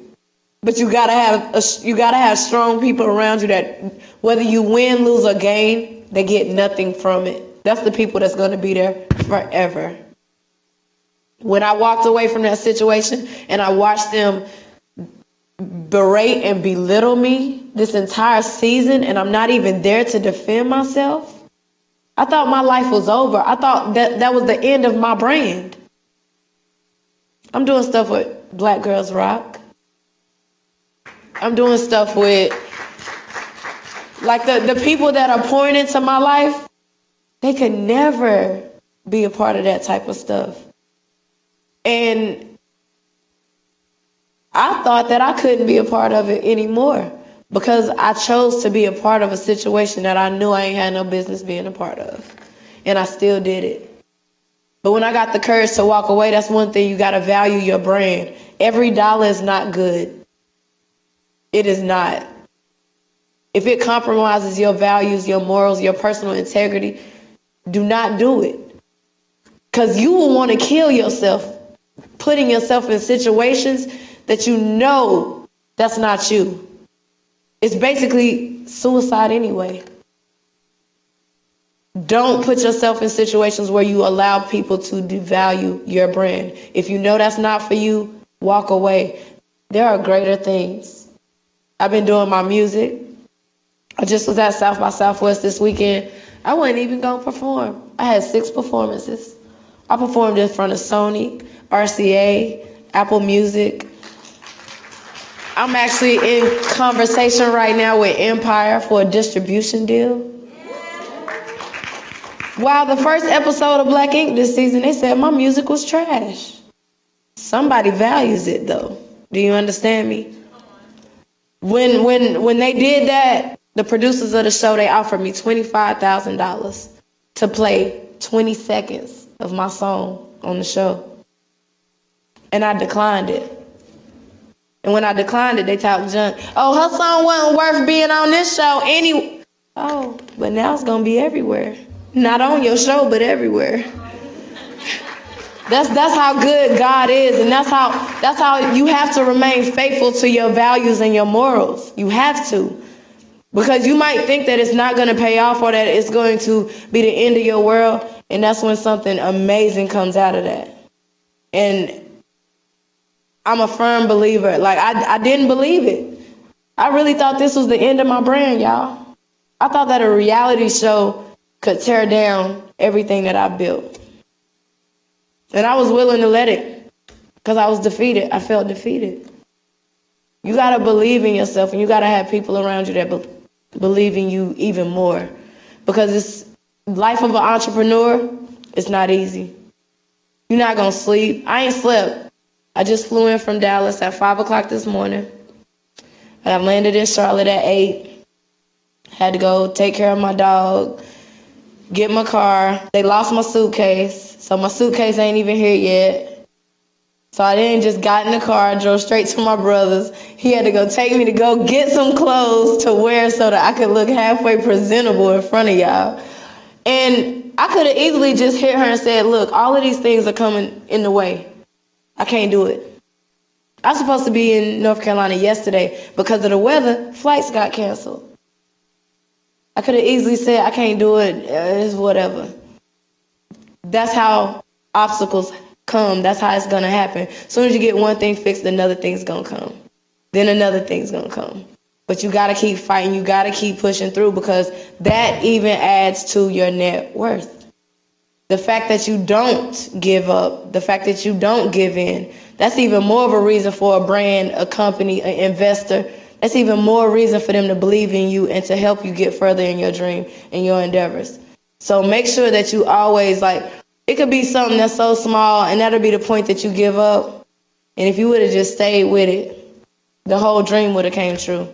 But you never even knew it because you didn't take that last step. So always progress, always move forward, and don't let nothing stop you because a million things can do that. And I am a living testimony of it. My brand now is, I'm just so grateful. I got my hair care line. Another thing too, as entrepreneurs, never rely on one revenue stream. Never. That's why I really was glad to walk away from the show because it allowed me to focus on being able to do other things because they tie up your time. Have another revenue stream that's different than your dream, but still something that you're passionate about, that you love, because it will keep that dream going. When that dream having some hard times, this other thing will keep that dream going. And when it's having some hard times, that dream will keep that going, you know? I got my boutique. My boots came from my boutique. I got my boutique. I got my funeral home, almost finished. My music. I have the #1 radio show on Radio 1. These are my revenue streams. Like all of these things that I have to do. My hair care line that we're developing right now.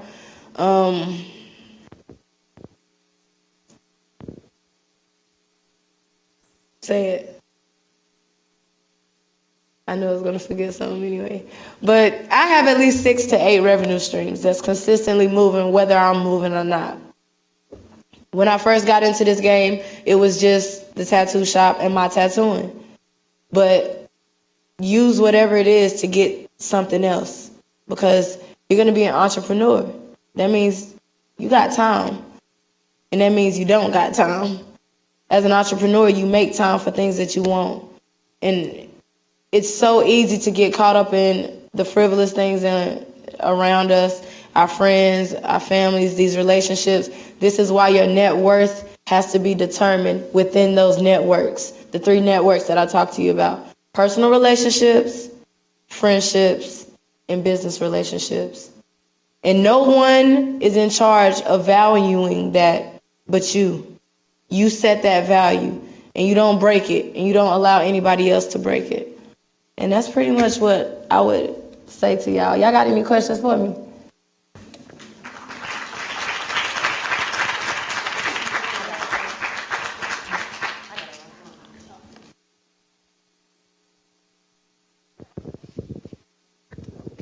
Hello? Okay, this works. Okay. So my name is Jasmine, but I just had a few things to say. It really touched me when you said like you didn't need them and all that stuff as far as the TV, but it's no show at the end of the day because the way you're moving different. Like we know Caesar, Sky, and all them for Black ink. You are now going to be known for your for your music, your My funeral, nonprofit. everything. You know what I'm saying? Absolutely. And that really inspires me to like see you do that. Just step away from that, because no matter how much the money was, you just stepped away from it. You know. And I just that wasn't a question. That was just me wanting to tell you. I appreciate that, Queen. Thank you. So what was your, I guess, your breaking grounds of seeing the light, seeing that income wasn't the income that you was really after? Like, what changed that for you? Like, why isn't Caesar and all them on the same path you on? What sets you different? What makes me different is I'm an independent thinker. When you're around, see, I was in an environment, and we don't pay attention to these things, y'all. And it's something so simple. And I know this might be superficial to some people, and I might be wrong for saying this, but charge it to my mind, not my heart.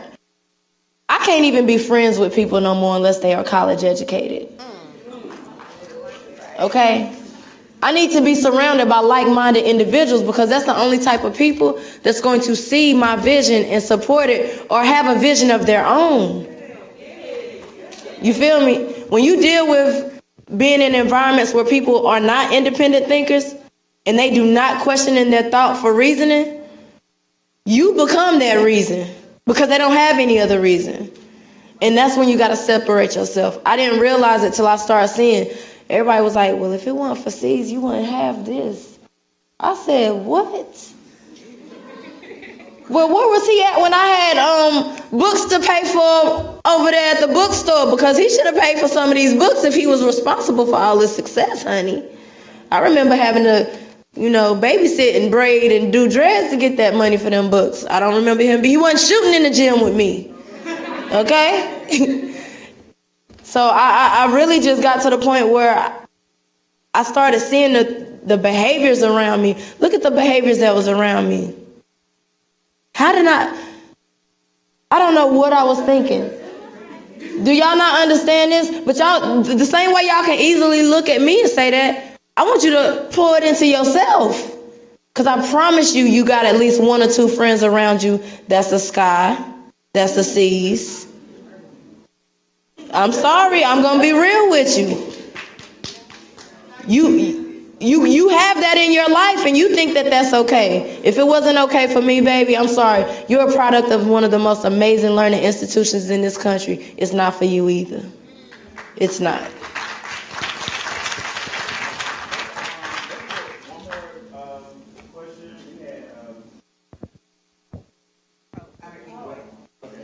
Oh, okay. I mean, you can go first, though. Alright, so first thing, I love your boots. And next thing may seem weird, but can I hug you? Of course.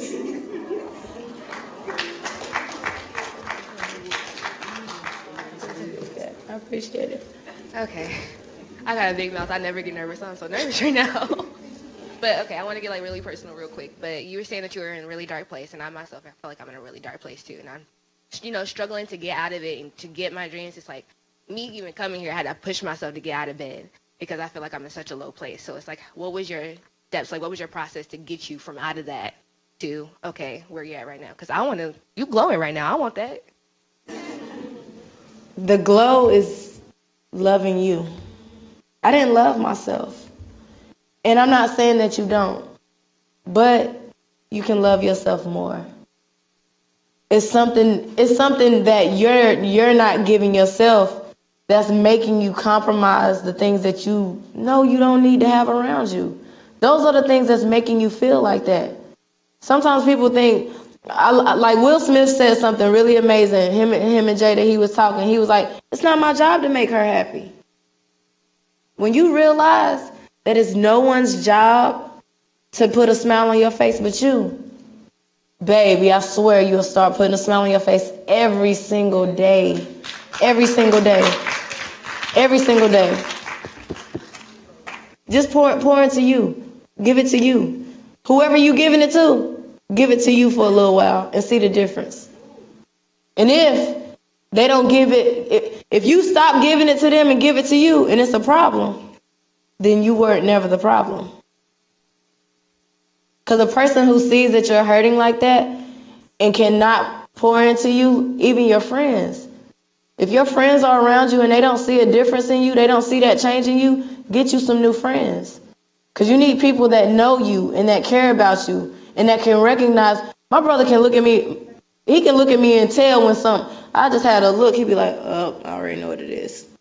You got to have that type of adoration around your life. You got to have it, and you got to give it to yourself in order for you to let people give it to you. So do that. Promise me you'll do that. I'm going to tell you something that's trivial that you should do. Get some red lipstick, cheap, from the dollar store. Don't get no Ruby Woo and do this now. Y'all know Ruby Woo costs about $30? Get you some red lipstick, and on the mirror, I want you to write. What I wrote on my mirror at the time when I was going through this, I wrote, I am worthy of all that I dream of. That's what I wrote on my mirror. And I read it on my mirror every day till I left New York, and I left that ring on the bed. Every day.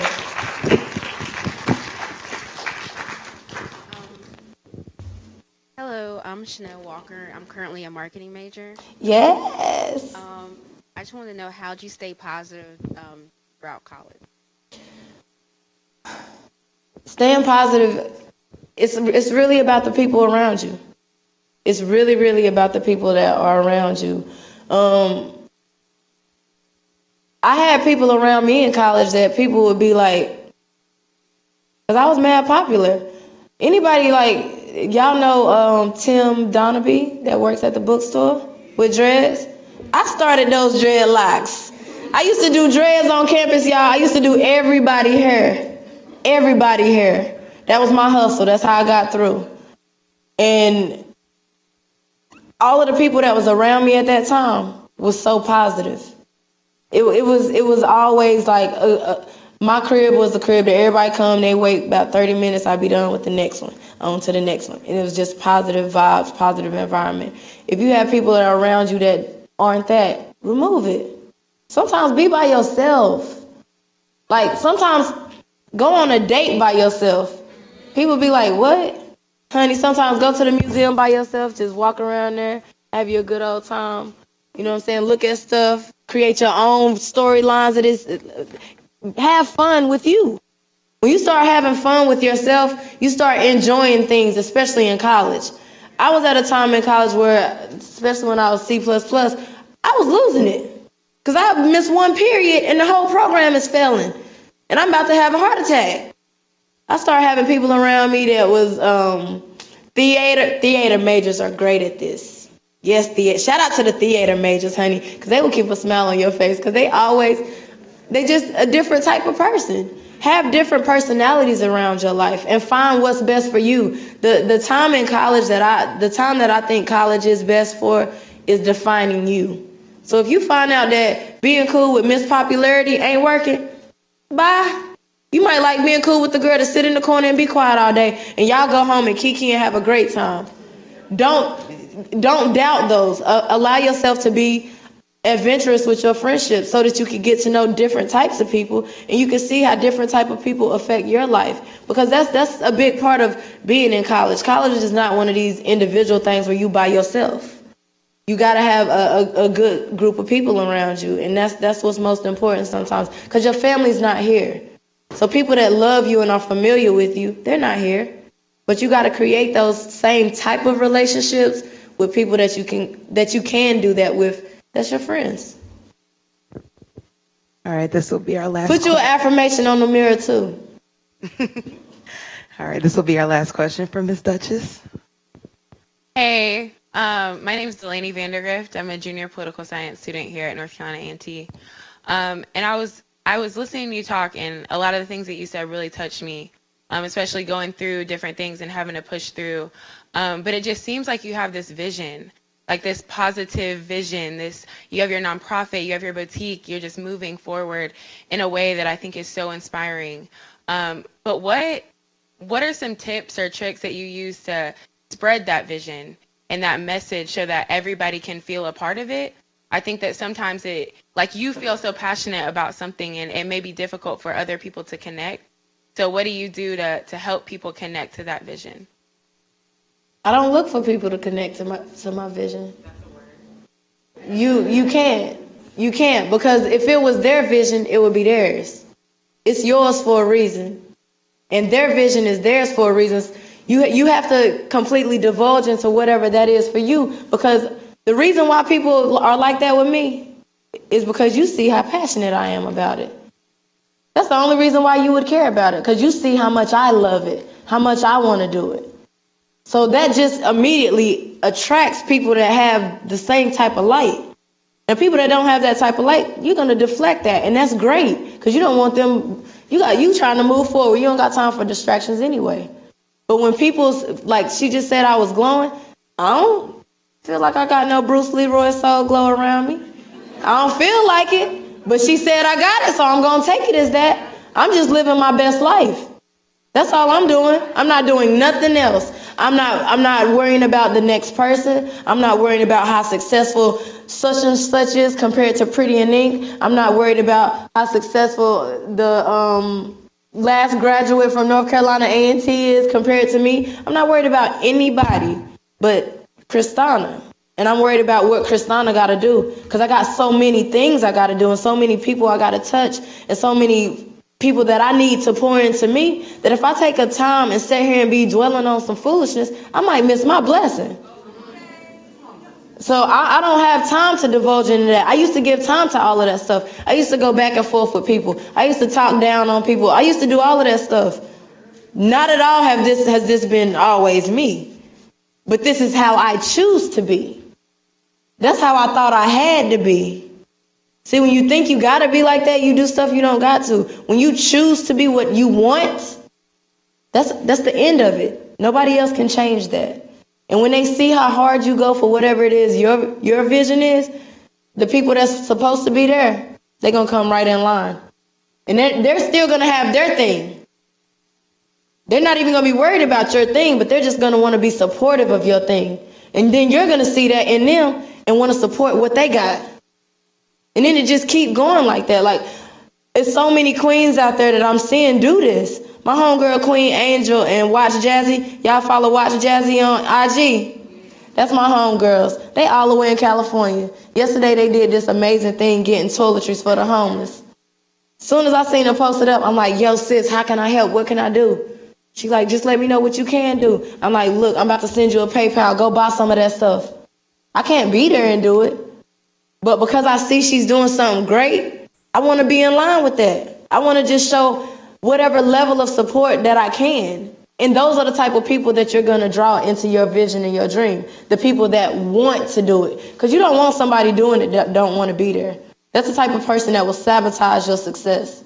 And not even just your success, your peace, your happiness in whatever you're trying to accomplish. Sometimes you don't even look for success in what your accomplishment. Sometimes the success is just putting a smile on somebody else, helping them get to their next level. So you just be you and focus on what you got to do for you. And everybody else that's supposed to be there, they're going to be there. And if they're not, then they will remove their self. You won't even have to kick them to the curb. They'll be like, well, I'm out. I can't do nothing here no more.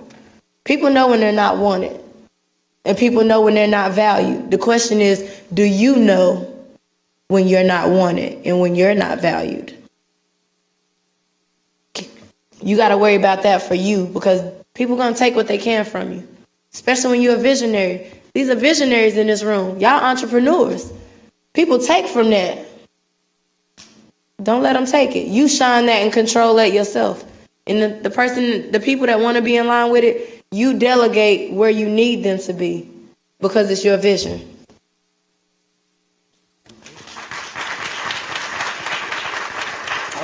So, real quick, I need your help. If you got inspired by this message, if this message made you want to leave here tonight and go out and be the best you can be, if it made you want to get up off that idea and do something, if you felt loved, embraced, empowered, please stand up as loud as you can and cheer this young woman on.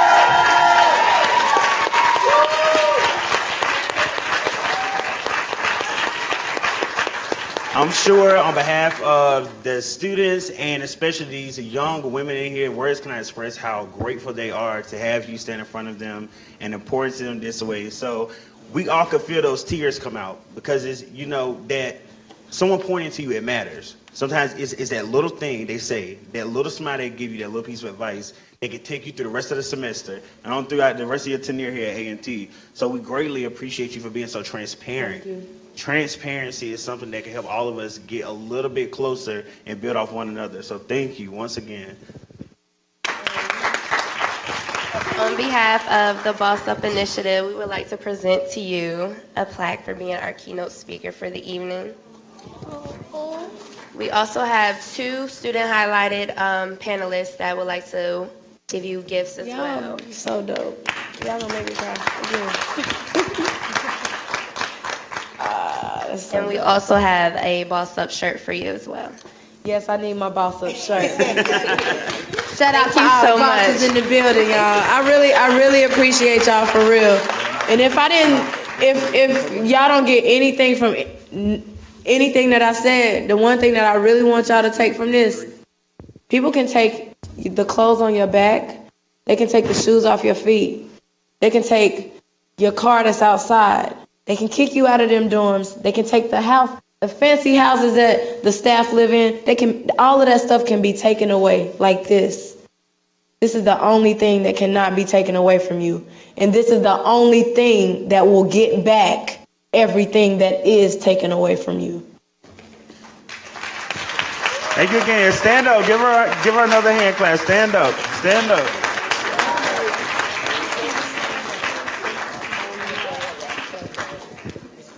All right. WOW. Wow. Wow. Wow. Wow. This is for women's empowerment, but I'm pretty sure a lot of my fellas better leave it tonight feeling just as equally poured into as every woman in here. All right, so let's get back on with the program. Next up, we're actually going to, our last thing on the program is actually we're going to introduce one more set of panelists. It's 4 powerful women who are also entrepreneurs who will be coming up taking the floor, and they'll be open to some questions from you all as well as myself as the host. So to get into the introduction of the host, as I call your name, you can feel free to come up and take a seat as I'm introducing you. The first panelist for this evening is Tenenge Turner. Everybody give her a hand clap.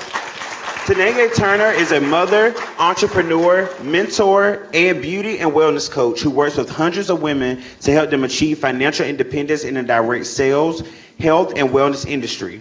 Tenenge is the founder of Slay and Inspire, LLC, a women's entrepreneur brand that empowers, uplifts, and mentors women in business, family, and community outreach.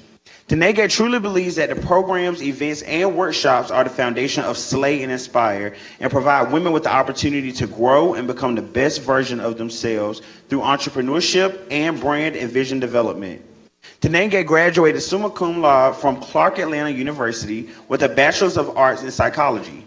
Upon graduating, she was accepted into Teach for America and continued pursuing her graduate studies as a Gates Millennial Scholar at Georgia State University.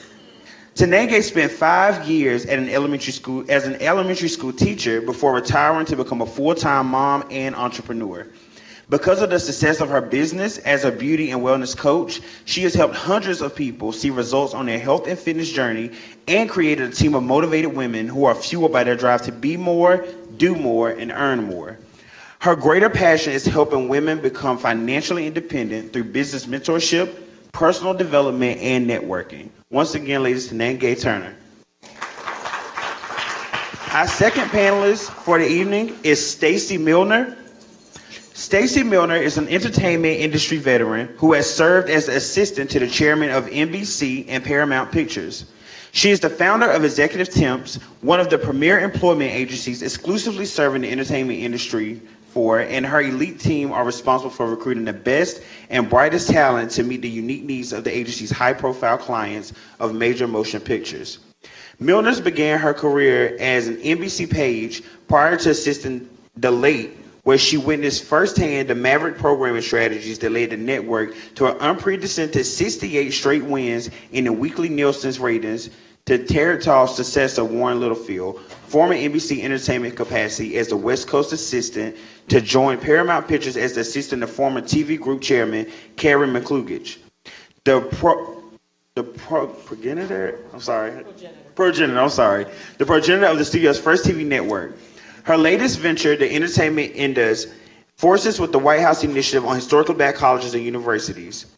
WHI and some of Hollywood's major studios, networks, and talent agencies and program, HBCU's and LA internship program established the first Los Angeles-based HBCU educational real-world work experience, Hollywood's Covered in a Circle. Ladies and gentlemen, Stacy Milner. Our third panelist is Dr. Verona Edmonds. Verona P. Edmond is an associate professor of entrepreneurship at North Carolina A&T State University. Dr. Edmond holds both a PhD in entrepreneurship from Syracuse University, a master's in accountancy from the University of Illinois at Champaign-Urbana, and a BS in social services from North Carolina A&T State University. Her primary research interests include new venture creation and minority and women's entrepreneurship. Dr. Edmonds served as director of a statewide educational resource center that provided assistance to women in starting and growing small businesses. She has also held positions as an accounting practitioner and as an accounting educator. Ladies and gentlemen, Dr. Verona Edmonds. Lastly, we have Ms. Judy Wilson. Judy Wilson holds a BS degree in accounting and marketing from East Carolina University, a master's in adult education from NC A&T State University, and is completing her final project study for her doctorate in higher education. Wilson has been leading teams in higher education, nonprofit, and for-profit business for 36 years. In addition to her leadership experience, Ms. Wilson has spent 20 years securing grant funding from various foundations, county, state, and the federal government, and has taught courses at 2 community colleges. Her early career was with Bank of America, where she was responsible for teams working with mergers and acquisitions. She left banking to work in the nonprofit sector, helping disadvantaged students and families. This work prompted her to start her own nonprofit, providing programs for disadvantaged youth and securing grant funding for other clients working with similar populations. Mrs. Wilson joined North Carolina A&T State University in 2011 as the director of Upward Bound Programs. This program is 100% funded through a federal grant and is designed to get high school students into and graduating from college. She serves on the board of the African American Atelier and is a member of the American Association of University Women and North Carolina TRIO programs. So, like I said, we will start off the panel with a question, and then we will allow some of the students to come in before we close out the program to ask questions as well. So, our first question, pull up my notes. Sorry. Our first question for you all, and we would like for everyone to answer this question particularly. What experiences have aligned your life work with your professional work? And I repeat it one more time. What experiences have aligned your life work with your professional work? Thank you. Well, first, I just want to say what an honor it is to sit on a panel with these powerful women. Oh, my goodness. My life work and my professional work. Well, I've always been super passionate about education. I've always understood the value of learning. And so when I graduated from college, I was excited to start teaching, but I really didn't want to stop there. I always knew that I always wanted to open my own African-centered private school. And so my dreams really didn't fit inside of the 4 walls of a classroom. And when I became a mother, of course, the teacher's salary just didn't align with the dreams of being able to provide the life experiences and choices that I wanted to have for my daughter. I was living paycheck to a week before paycheck with my master's degree. And so, you know, Duchess talked a lot about personal relationships and how that affects your net worth. And so I was, you know, ending a relationship that had left me in a lot of financial distress. And so, you know, I found myself broken, honestly. And as a new mother, just the financial responsibilities, you know, that comes with motherhood was overwhelming to me. And so when I was introduced to the direct sales industry in health and wellness, from social media, I was definitely in a place where I needed extra income, but I was excited about being able to explore my own personal visions. I always had, passion for women's empowerment, building community outreach programs. I had an organization in college called Powerful Movement of Educated Sisters. And so when that opportunity came across my path, I knew that that was God aligning me back to my purpose and my calling. And so I said yes to that opportunity and just was really excited to begin something new and different. Network marketing was so unfamiliar to me. I wasn't knowledgeable about it at all. But when you have a why, and my daughter, she's 2.5, was my why. When you have a why that's so deep enough and so strong enough, and you formed an emotional relationship and an emotional attachment to the things that you want to achieve in life, you can conquer anyhow. And so it didn't matter to me how I was going to, achieve success in this new business adventure that I was going to do part-time. And I didn't know how I was going to have time. I was a full-time doctoral student. I was teaching full-time, and I had a 10-month-old at home that I was still nursing. So I had no idea how I was going to have the time, how I was going to build the network, with my little 400 friends on Instagram. I didn't know how I was going to be able to achieve the success that the mentor I had found on Instagram had achieved, but it didn't matter because my why was strong enough. And so in a little over a year, I was able to create a 6-figure income from the palm of my hand. And so that allowed me to, retire from teaching. And so just growing through that experience and being able to mentor and teach the skills that I've learned and the leadership skills that I've learned and the networking skills and the brand and vision skills that I've learned, now my life work is my professional work because I've been able to create income, that's designed by the lifestyle and brand that aligns with who I am.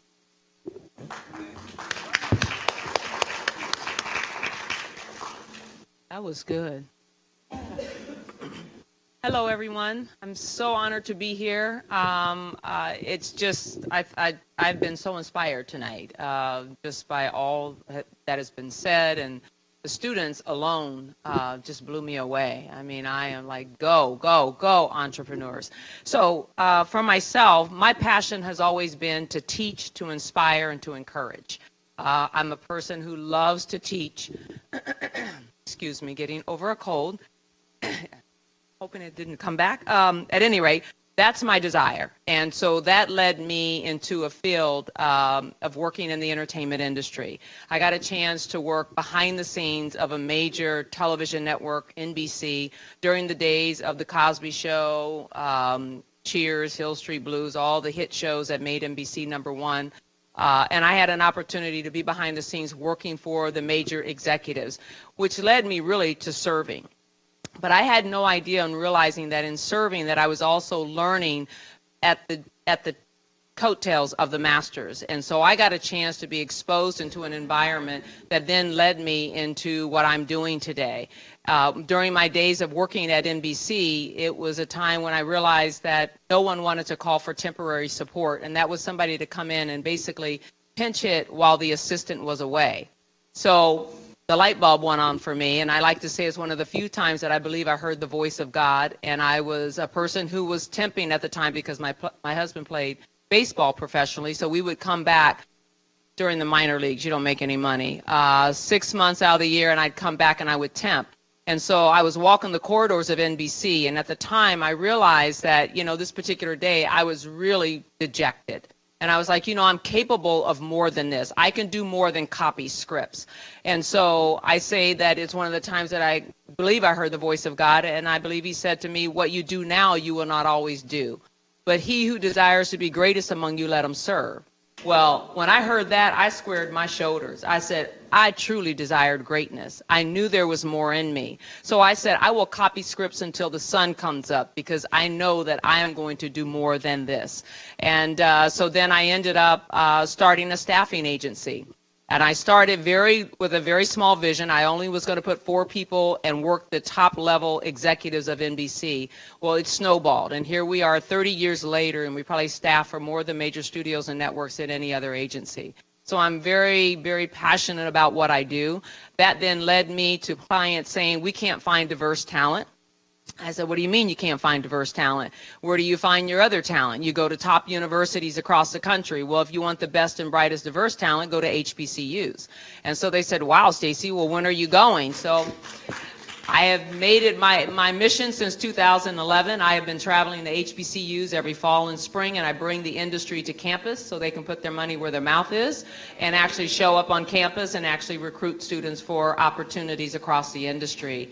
That has led to the attention of the White House team under the Obama administration, I'm proud to say.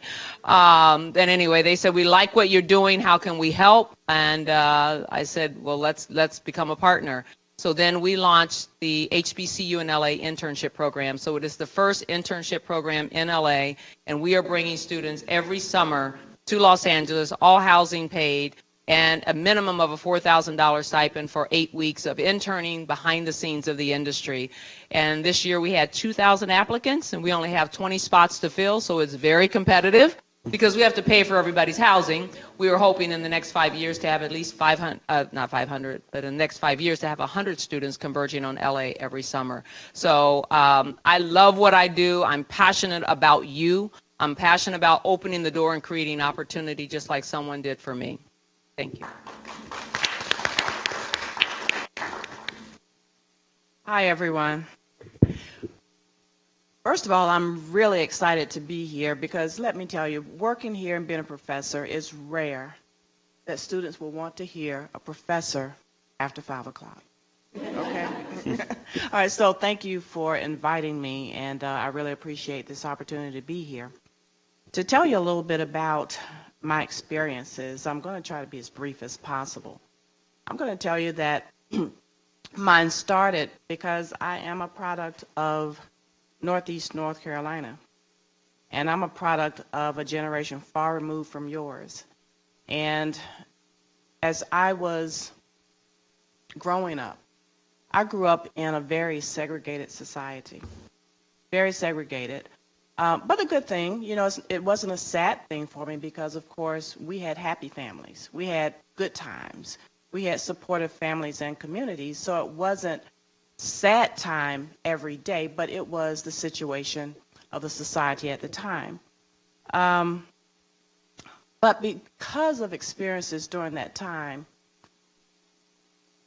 at some point I just always realized that I wanted to always do something that was going to help to build the African American community. That's always been my passion, and my work, my entire life has been in that realm. Here at A&T, I am an Aggie, social work major. Okay, social work major, and I actually worked as a medical social worker for several years after I left here. Loved the work. I always felt, though, that there was something more for me. At some point, and the truth is that while I was here on campus, I developed an interest in accounting. Those of you, I see my students now shaking their heads saying, are you crazy? What's going on here? But I just had this real interest in accounting. As I was working for a social worker, I started taking night courses here. I was still in Greensboro. And I had a professor that took an interest in me because I had aptitude for it.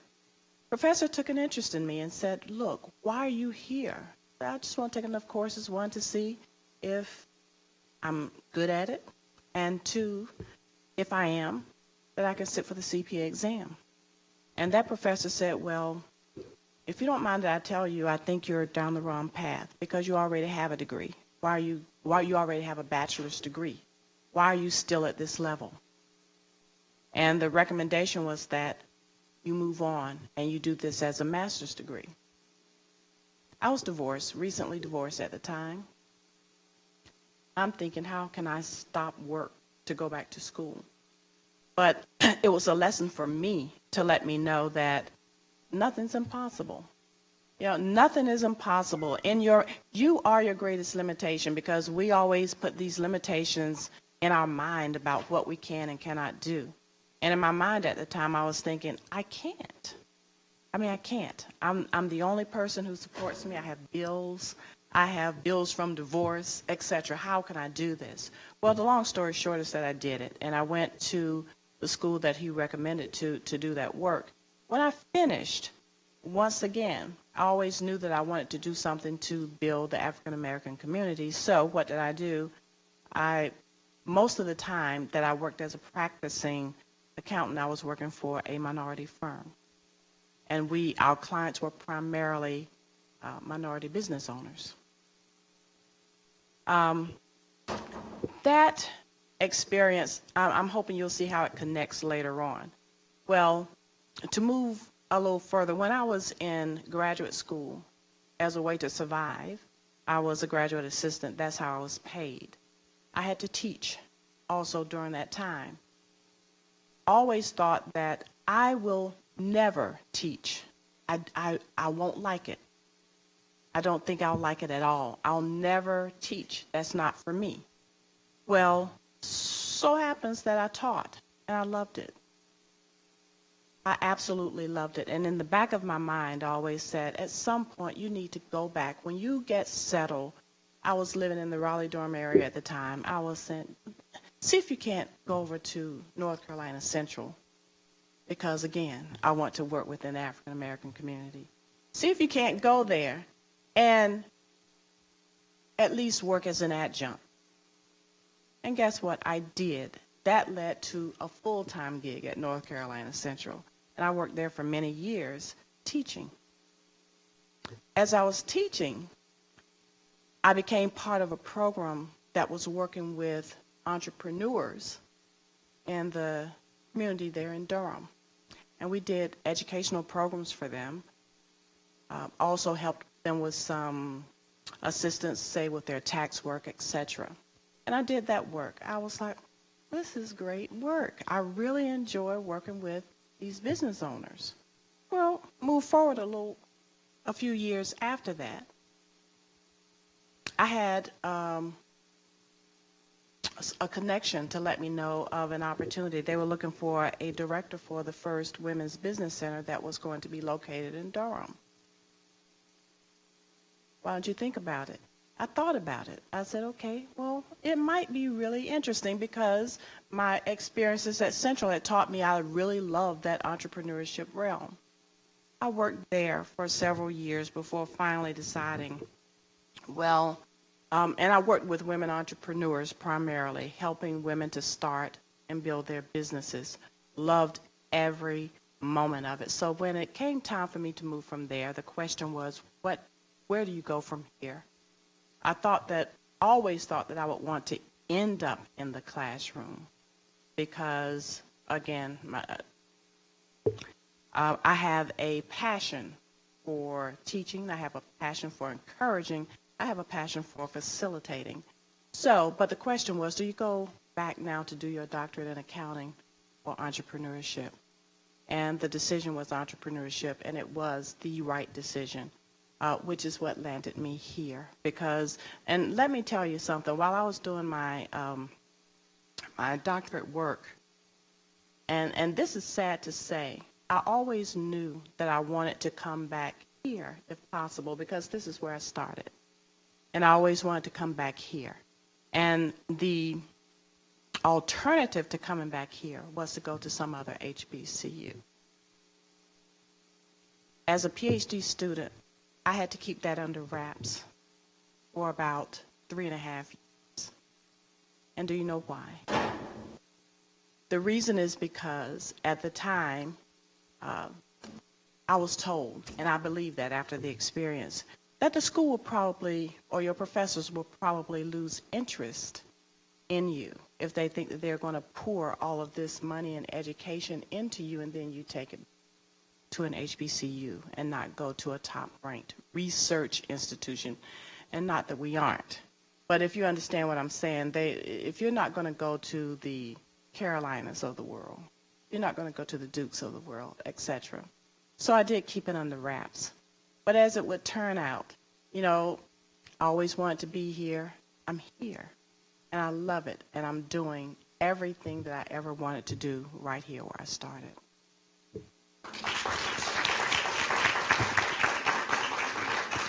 Thank you. Good afternoon. Good evening. I have probably had my career in thirds, I'd like to say, and 1/3 has been in corporate America.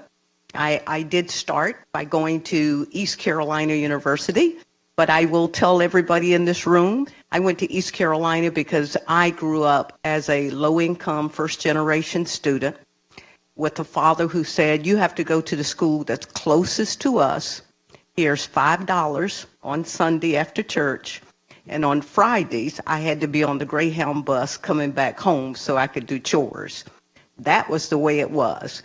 And so I learned to appreciate very much the hard work that it takes to get through college and to have to work for the family, work for yourself, everything. I went to East Carolina, of course, majored in accounting and marketing. I love numbers. If there are any other accounting people out there, I do love numbers. But I had a wonderful professor there who also, I took an advertising class, and he says, I don't know why you're in accounting because you're great in marketing. And I wasn't one of those who had the benefit of being at an HBCU. And let me tell you, I'm going to tell you, I don't care if it was 100 years ago or today, there is nothing like being at an HBCU. I was at another university. I was just as strong and just as good, but I was not seen. I was not seen for my talent, skills, or given that support or resources. So there wasn't the kind of networks you get here. But I got out and I got an opportunity, started working for Bank of America, and then you all know Bank of America. I traveled with transition teams, so I got a chance to fly all over the country, fly on Bank of America plane. Wonderful, great working in corporate America. While working in corporate America, though, they had this wonderful thing for their vice presidents to say, you all need to do some community service work. So at the time, I was now based in Greensboro at the Piedmont Center, and I wanted to do community service work, and mine was to volunteer at Lincoln Middle School. I started volunteering at Lincoln Middle School, had 2 young men that became my mentees. We started working together. That got me the bug. That was the bug. I knew that I had to do something that would be doing with people like me, low income, first generation. And so I went home and I said to my husband one night, I'm going to start a nonprofit. I can do this. He said, go do it. I looked up, did the research, wrote a grant for $20,000, got it, said, I'm going to start this business. I had already been working with some other nonprofits who wanted me to help with their budgeting, writing grants, that sort of thing. So that was wonderful. But it's nothing like getting a way to start yourself. And I think a young person asked out in the audience when the speaker was going on about how do you get back out of a deep place, a place that you're in. I started my nonprofit, and soon after, it was less than a year, my husband got sick. We went to the doctor, and he said, it's cancer. You'll be living 3 years. In 11 months, he was gone. In addition to that, I spent the next 10 years while I was running this nonprofit with having 4 other members of his family that I took care of pass away. So having a young child who was here, went to Dudley High School, James B. Dudley, if anybody knows it locally, went to Dudley High School, was here on campus her senior year, taking care of 6 people, going out, doing what I loved with other students in the community with nonprofit was so rewarding. Because even when you're in that deep place, in that dark place as a student, and you don't know if you're going to have enough money for next semester, you don't know if this is going on at home, you don't know if your significant other has something happening, and it's really messing with you. When you don't know how to keep your goals straight and you don't know where to go, even if it's in your darkest time, keep doing something you love to do. Get up every day, do something you love to do. When I went and mentored with the 2 young men that I had worked with for so many years, that kept me going. And I'll tell you a quick story, fast forwarding after all of that 10 years, plus an additional 5 years more, my daughter was in a cotillion and had to have a father-daughter dance. And so, of course, she didn't have a father. And so I went to one of the young men that I was mentoring and said, my child needs a father-daughter dance. He said, I am truly honored. He made every practice. He did every dance. He stood in as the father. When I started with him, I had no idea how much was actually going to come back to me. So when you do what you do, build your networks, you will never know. And the young lady said it, and I think all of my colleagues up here will echo it. When you build a network so that you know you're giving your best and giving what you can give, but you're also building a network with people who can give to you. Although they were young, they gave to me support. As they got older, they gave to me themselves to help me and my daughter. And so as I worked more and more in the nonprofit sector, I knew also that I had enough experience to share with other people. My daughter was now adult, out of college, gone, didn't have anybody I needed to really go home to and have to worry about anymore. So someone shared with me about the Upward Bound program, and I thought, that's what I do every day. I love it. It's with high schoolers. It's my same kids. And so I applied, was blessed that A&T offered me an opportunity. I've been here a little bit over 6 years. I love being in the nonprofit sector. I love writing grants and helping people get startup businesses. And I love doing the work that I do because it is with low-income first-generation students. Thank you. All right. Thank you, ladies, so much. Those stories are phenomenal. Rather than I go forward with some of the other panelist questions we have, I actually want to use the opportunity to go ahead and open up the floor to other students who've been kind of patiently waiting to get more information, more perspectives from you all. So we'll go here first and then up here, okay? Can you hear her? Or are you going to be carrying the mic? Okay, sorry. Good evening. My name is Deja Mayfield. I'm a freshman journalism student. I had a question for you, Ms. Stacy. As a minority woman and a black woman in the industry, how did you get your foot in the door to work with big name companies like NBC? We talk about in networking, it's not who you know, but who knows you. I had a cousin that was working for NBC, and one summer I came and I visited and said, this is such a cool place to work. And so I'd go to work with her every day, and she said, well, if you move out here, I can get you a job as a page. So a page is a person that goes behind the scenes and gives the tours of the network. And so she said, I can get you a job doing that. I was like, great.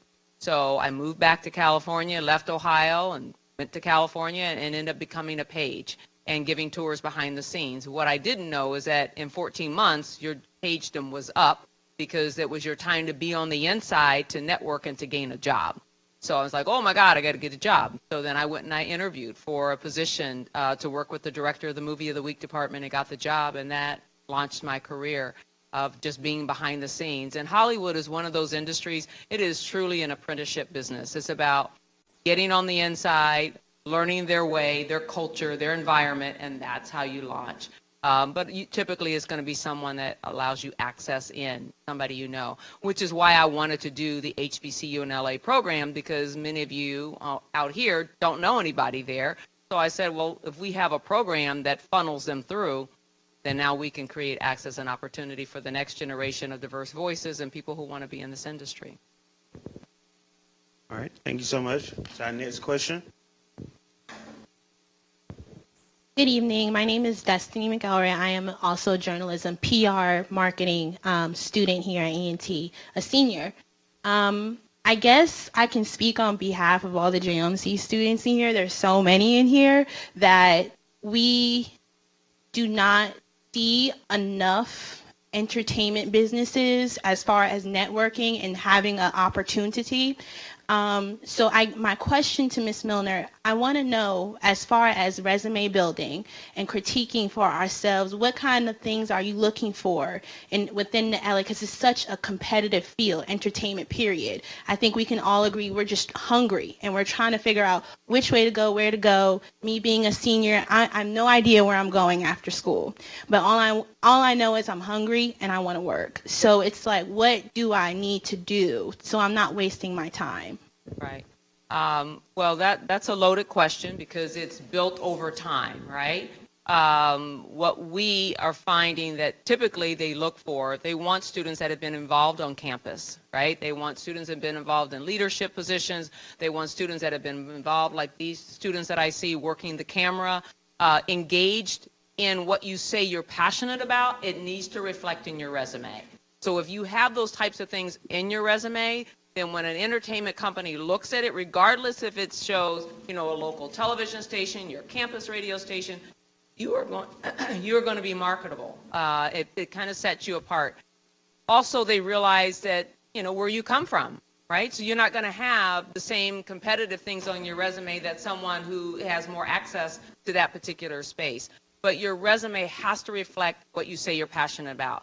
And I love to get to freshman classes to say, okay, this is what you need to do for the next 4 years, right? You need to make sure whether it's volunteer, campus, and getting involved just in internship opportunities, you have to do those things. But right now, it's like, I don't know where to go. Well, you go to company websites, which I know is kind of a mundane chore, but you still need to go, right? You need to go and you need to search what type of entry-level opportunities that let you in. You have a major that crosses so many different levels. So don't put yourself in one box, okay? Open it up.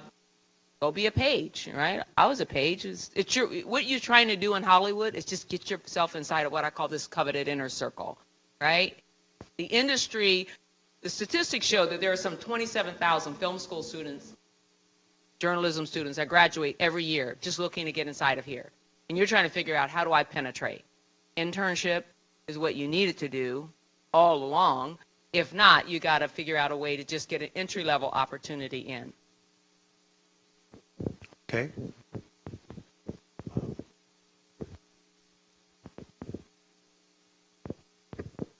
How y'all doing? My name is Joshua Tillman. I'm a junior public relations student. My question is for Ms. Wilson. I have a personal interest in starting my own nonprofit that develops a curriculum that can be used in like the school systems. And I'm just be frank with you, like I want to do that and I want to help the community, but I still want to make money. So with you doing your work in the nonprofit industry and all of the negative things that you face with your losses and everything, how did you stay motivated throughout that? And then like, did you ever have that concern about money, or did you think about it later, or like explain how you went about that? Yeah, thanks. I still have a concern about money. But one of the things I want people to know, and again, the ladies here probably know more than I do, but just because a company is a nonprofit doesn't mean you're not paying yourself.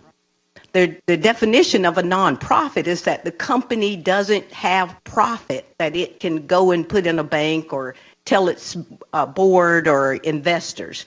A nonprofit reinvests or keeps his money in the company. So when I began, the first thing I always do within the grants that I write is write in salaries. And lots of people are going to tell you, the ladies will, any company at all you start, the biggest expense for any company is people. The biggest expense is your people. The next are your things, your infrastructure, whether your office or whatever. Well, I started my company and I actually started out of my home. Because I knew I was working with schools, I was at a school every single day, every day, talking to a principal. I remember a principal started walking down the hall on me one day and I was running behind him. I was still talking. So I always say, have an elevator speech, have what's your 2-minute, your 3-minute elevator speech, no matter who you get in the elevator with or get next to. I'm next to Dr. Edmond. Now I'm going to find an elevator speech to make sure I know all that she knows as a professor in entrepreneurship. What can she do to give me more information for my students? But what I did for my actual income was I actually sat down with the business plan I had, and I said, my first grant needs this much money. I wrote it, I got it, I did not go in and buy a bunch of furniture and all of that. I actually went to a meeting with the Community Foundation. They had a meeting and said, anybody need anything? I said, I do. I need 2 computers and I need a table. And it was all given to me by other organizations and companies here. And then I wrote my second grant. And when I wrote the second grant, I wrote a state grant and a foundation grant at the same time. So yes, I will tell you, I did a lot of consulting work where I could go out. I used my accounting skills, knew QuickBooks. So I had 4 clients. A couple of them were churches, other ones were daycares, and I would go in and do their book work. And so that was a stream of income, like she says, multiple streams. I would do the book work, keep theirs, do their payroll, and at the same time was doing my business and getting enough income there until it leveraged out and I only did my business.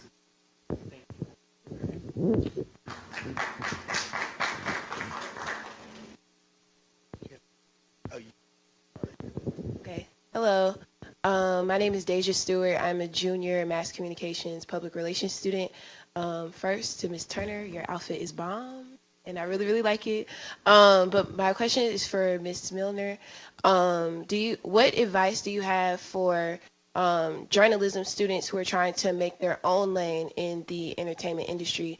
I've been fortunate enough to have 4 internships since I've been in college, which is a great and wonderful opportunity, especially in communications. However, I'm finding that my internships are allowing me to get experience, but I realize that that's not what I want to do. So, like, it's not what I thought it was, and I want to do something else. So I'm gaining all these opportunities, but it's not leading me in the direction where I want to be. And now I kind of think I want to make my own lane and do my own thing, but how do I get my foot in the door to do that? Well, I mean, that's the big part of what internships are. In addition to giving you some, professional experience, is also showing you what you don't want to do. My daughter thought she wanted to be an editor, and so she ended up interning at Disney for their feature animation, and she ended up becoming the face of Princess Tiana from the movie Princess and the Frog. But she realized quickly in that internship, Mom, I don't want to sit in a hole every day and edit. But it was a great experience. So you say how to figure out your own lane. You have to know, first of all, what that lane is. And then you just start putting one foot in front of the other and start making that happen. Start aligning yourself with more opportunities that will put you in that path that you want to be on. What is it that you want to do? I want to start my own PR.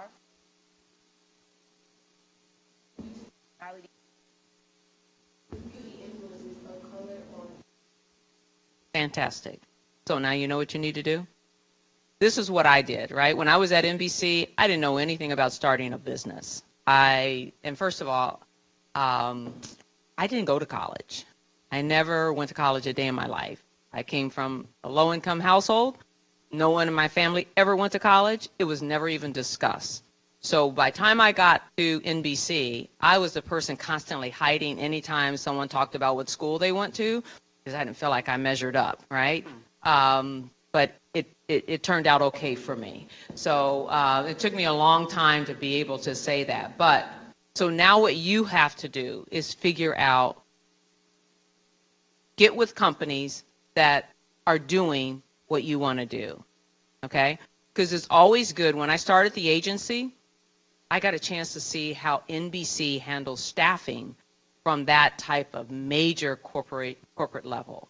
So when people have a passion for something they want to do, it's great if you can go to an organization that's already doing that and kind of see how that works and help you to gain the experience that you need so you know what to put under your belt when you get ready to launch your own firm, PR firm. This summer, we have students working for major PR firms across the industry.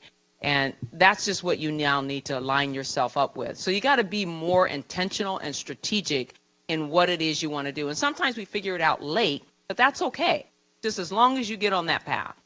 And that would just be my advice to you.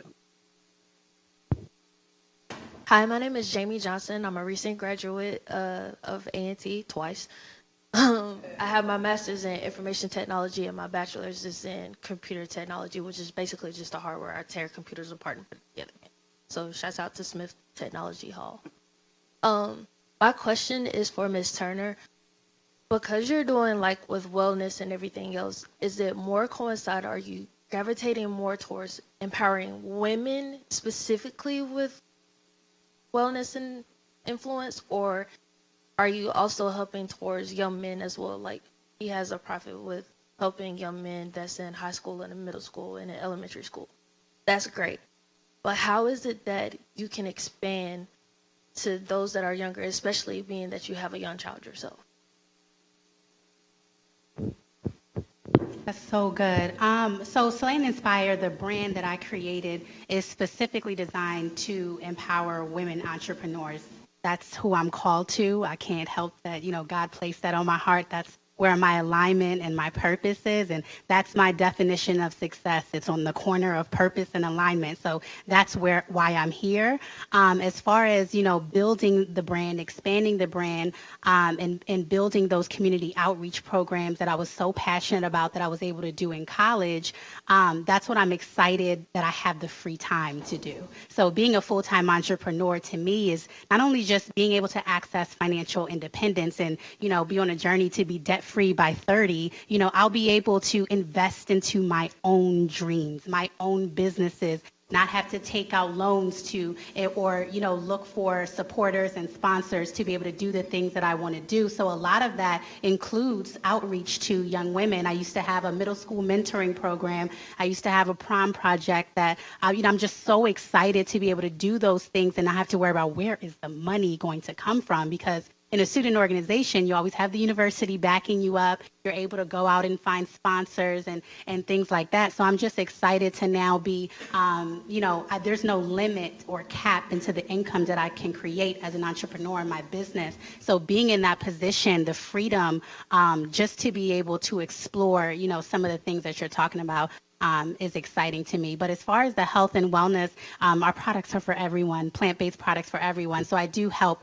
a lot of men as well. But the brand specifically and the team that I've created and the women that I surround myself with, that's who I'm called to. All right. Thank you so much. So we're going to do one last question. And if we could just get a minimum of 2 other panelists to answer this question, and then we'll, wrap up the event. But the question is, how do you maintain your role and keep your role valued as an African American woman in the business and professional world? So any two can answer. Okay, so I'm working with, as a employment agency, we staff for the major studios and networks. That means that sometimes you walk in the room and it's like, oh, this is my minority supplier. So automatically they kind of feel like they don't value you as much. But for me, I know who I am. I know what I do. I know that I'm the best at what I do. I know that I know the culture and the environment of the industry. And so I don't let anyone look at me any differently. You're going to pay the price. We're going to deliver the best, and you're going to be ecstatic about the service that we provide. Really, it's about me knowing who I am and the value of what I bring. I don't let anybody deter that. So when I get into that space, I'm bringing something different to the table. And so I look at being an African-American businesswoman, this is a huge asset to any major corporation that chooses to bring me in as a supplier. In fact, I count them fortunate to even get our services, because I believe in what we do. And I think we do it with excellence. And I just go in and just don't play any game. I know who I am. And the same thing for you. And I just want to say to you guys, I know sometimes this process of school and getting a job is an arduous process, and it can be discouraging. But I just want to say to you, if this kid from Ohio could make it, and I didn't have any roadmap, I didn't have the academic background, but what I did is I had determination. I believed in myself. I said, if I don't know it, I'm going to figure out how to do it. There is no can't. I can't do it. Woe is me. None of that. And there are days that you have that, but You got to wake up the next day and, all right, game on again, right? So no matter where you are, your journey has just begun. Only you will be the one that determines if it goes forward or goes backwards. And I remember hearing a quote that someone said that the best advice they ever received was from her mother, that she told her that the only obstacle that you will ever face will be yourself. That committee between these two ears that like, oh, I don't know if I can, or I don't know if I want to do it today, you got to tell it to shut up. You do. You got to say, no, this is what I'm going to do, and I'm going to make it happen. And that's really what it's about. So don't be discouraged. Your journey is still ahead of you, and the future is bright. Oh my God, if I could just, you know, when you go for something, you just got to go. And along the way, there's all sorts of things that come up. But your strength and your character and who you are and what you believe about yourself, you will make it happen. Trust me. And I just want to add one quick. When you go for something, you know you've got it. So when you know you've got it, you've got to go into it that way. It's okay if you're going in to ask for money, or if you're asking for a job, if you're asking for an internship. But when you're going into it, letting the person know that the person you're asking needs to feel, I need that person. That's what you're going in there with, no matter what you start, what you're doing. Whenever I go to somebody for money, I was just at a meeting last week with the city of Greensboro. When I'm asking for money on behalf of somebody, I'm not just asking them for $50,000. I'm going in and telling them why they need me. They need me, and they need this African American organization because of this. It only costs you $50,000 of an investment. Okay, if I can just add one thing to that. I think the question was, how do you stay true to who you are as an African American woman in the business world? And what I'm going to say about that is, one, first of all, I think someone has mentioned, know who you are, know what you value. What is it that you value, and stick to that, stay true to that. Because there are going to be a lot of temptations that will even be seductive to you, that will pull you away from who you are at your core and those things that you hold dear. So I'm going to just suggest to you that what you will do is to stay true to your values. And the second thing is to surround yourself with people who are authentic and who also share similar values. And that's going to keep you grounded. Okay, it's going to keep you grounded, and it's going to keep you moving in the right direction. One other thing I'd like to mention to you, and it's kind of hitting on another thing, but when you talk about networking, and we've talked about it a bit during this evening, as you network and get to learn other people who may be beneficial to you and those that you may be beneficial to also. What I'm going to say about that in terms of being true to who you are is simply that when you engage in networking, always remember that it is about relationships. It's always about relationships. Business is about relationships. You know, one thing you may want to remember is that as you're networking, that people do business with people that they know and trust. All right, so be authentic, hold true to your values, and I think that that will help you as you move forward with your networking so that you can develop those relationships that you're going to need to further your businesses, okay? All right. So that was our last question. This time, can all of my students please give them one more round of applause for being here today and pouring into us.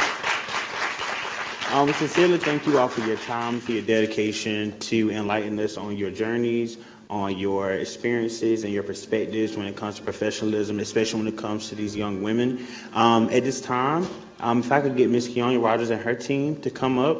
And as they're approaching, we do encourage you all to stay after the program for the reception, so you can, if you have any more questions or you want to network with some of the students here, some of the entrepreneurs who are still here, and some of the panelists, that'll be your time to do so for any questions that you didn't get answered. But before they get their closing remarks, I just want to say thank you for allowing me to host this wonderful event. And if you don't leave anything else, one thing that I know for a fact I want everybody to remember is that God has given each one of us an assignment.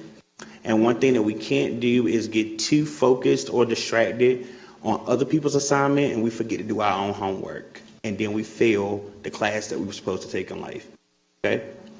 So I just want to leave you with that. Once again, I've really appreciated being here to host tonight, and I will turn the floor over to Ms. Rogers.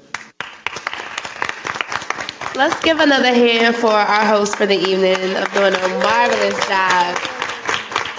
I just want to say thank you all for coming out to our second program, and we do have a reception outdoors. Some of the student panelists are selling or providing information with their businesses, which is located outside, and come see me if you were a raffle winner. Next week is the final program with the Boss Up Initiative. It's called Today's Students, Tomorrow's Leaders, and I would love for you all to come out. Thank you.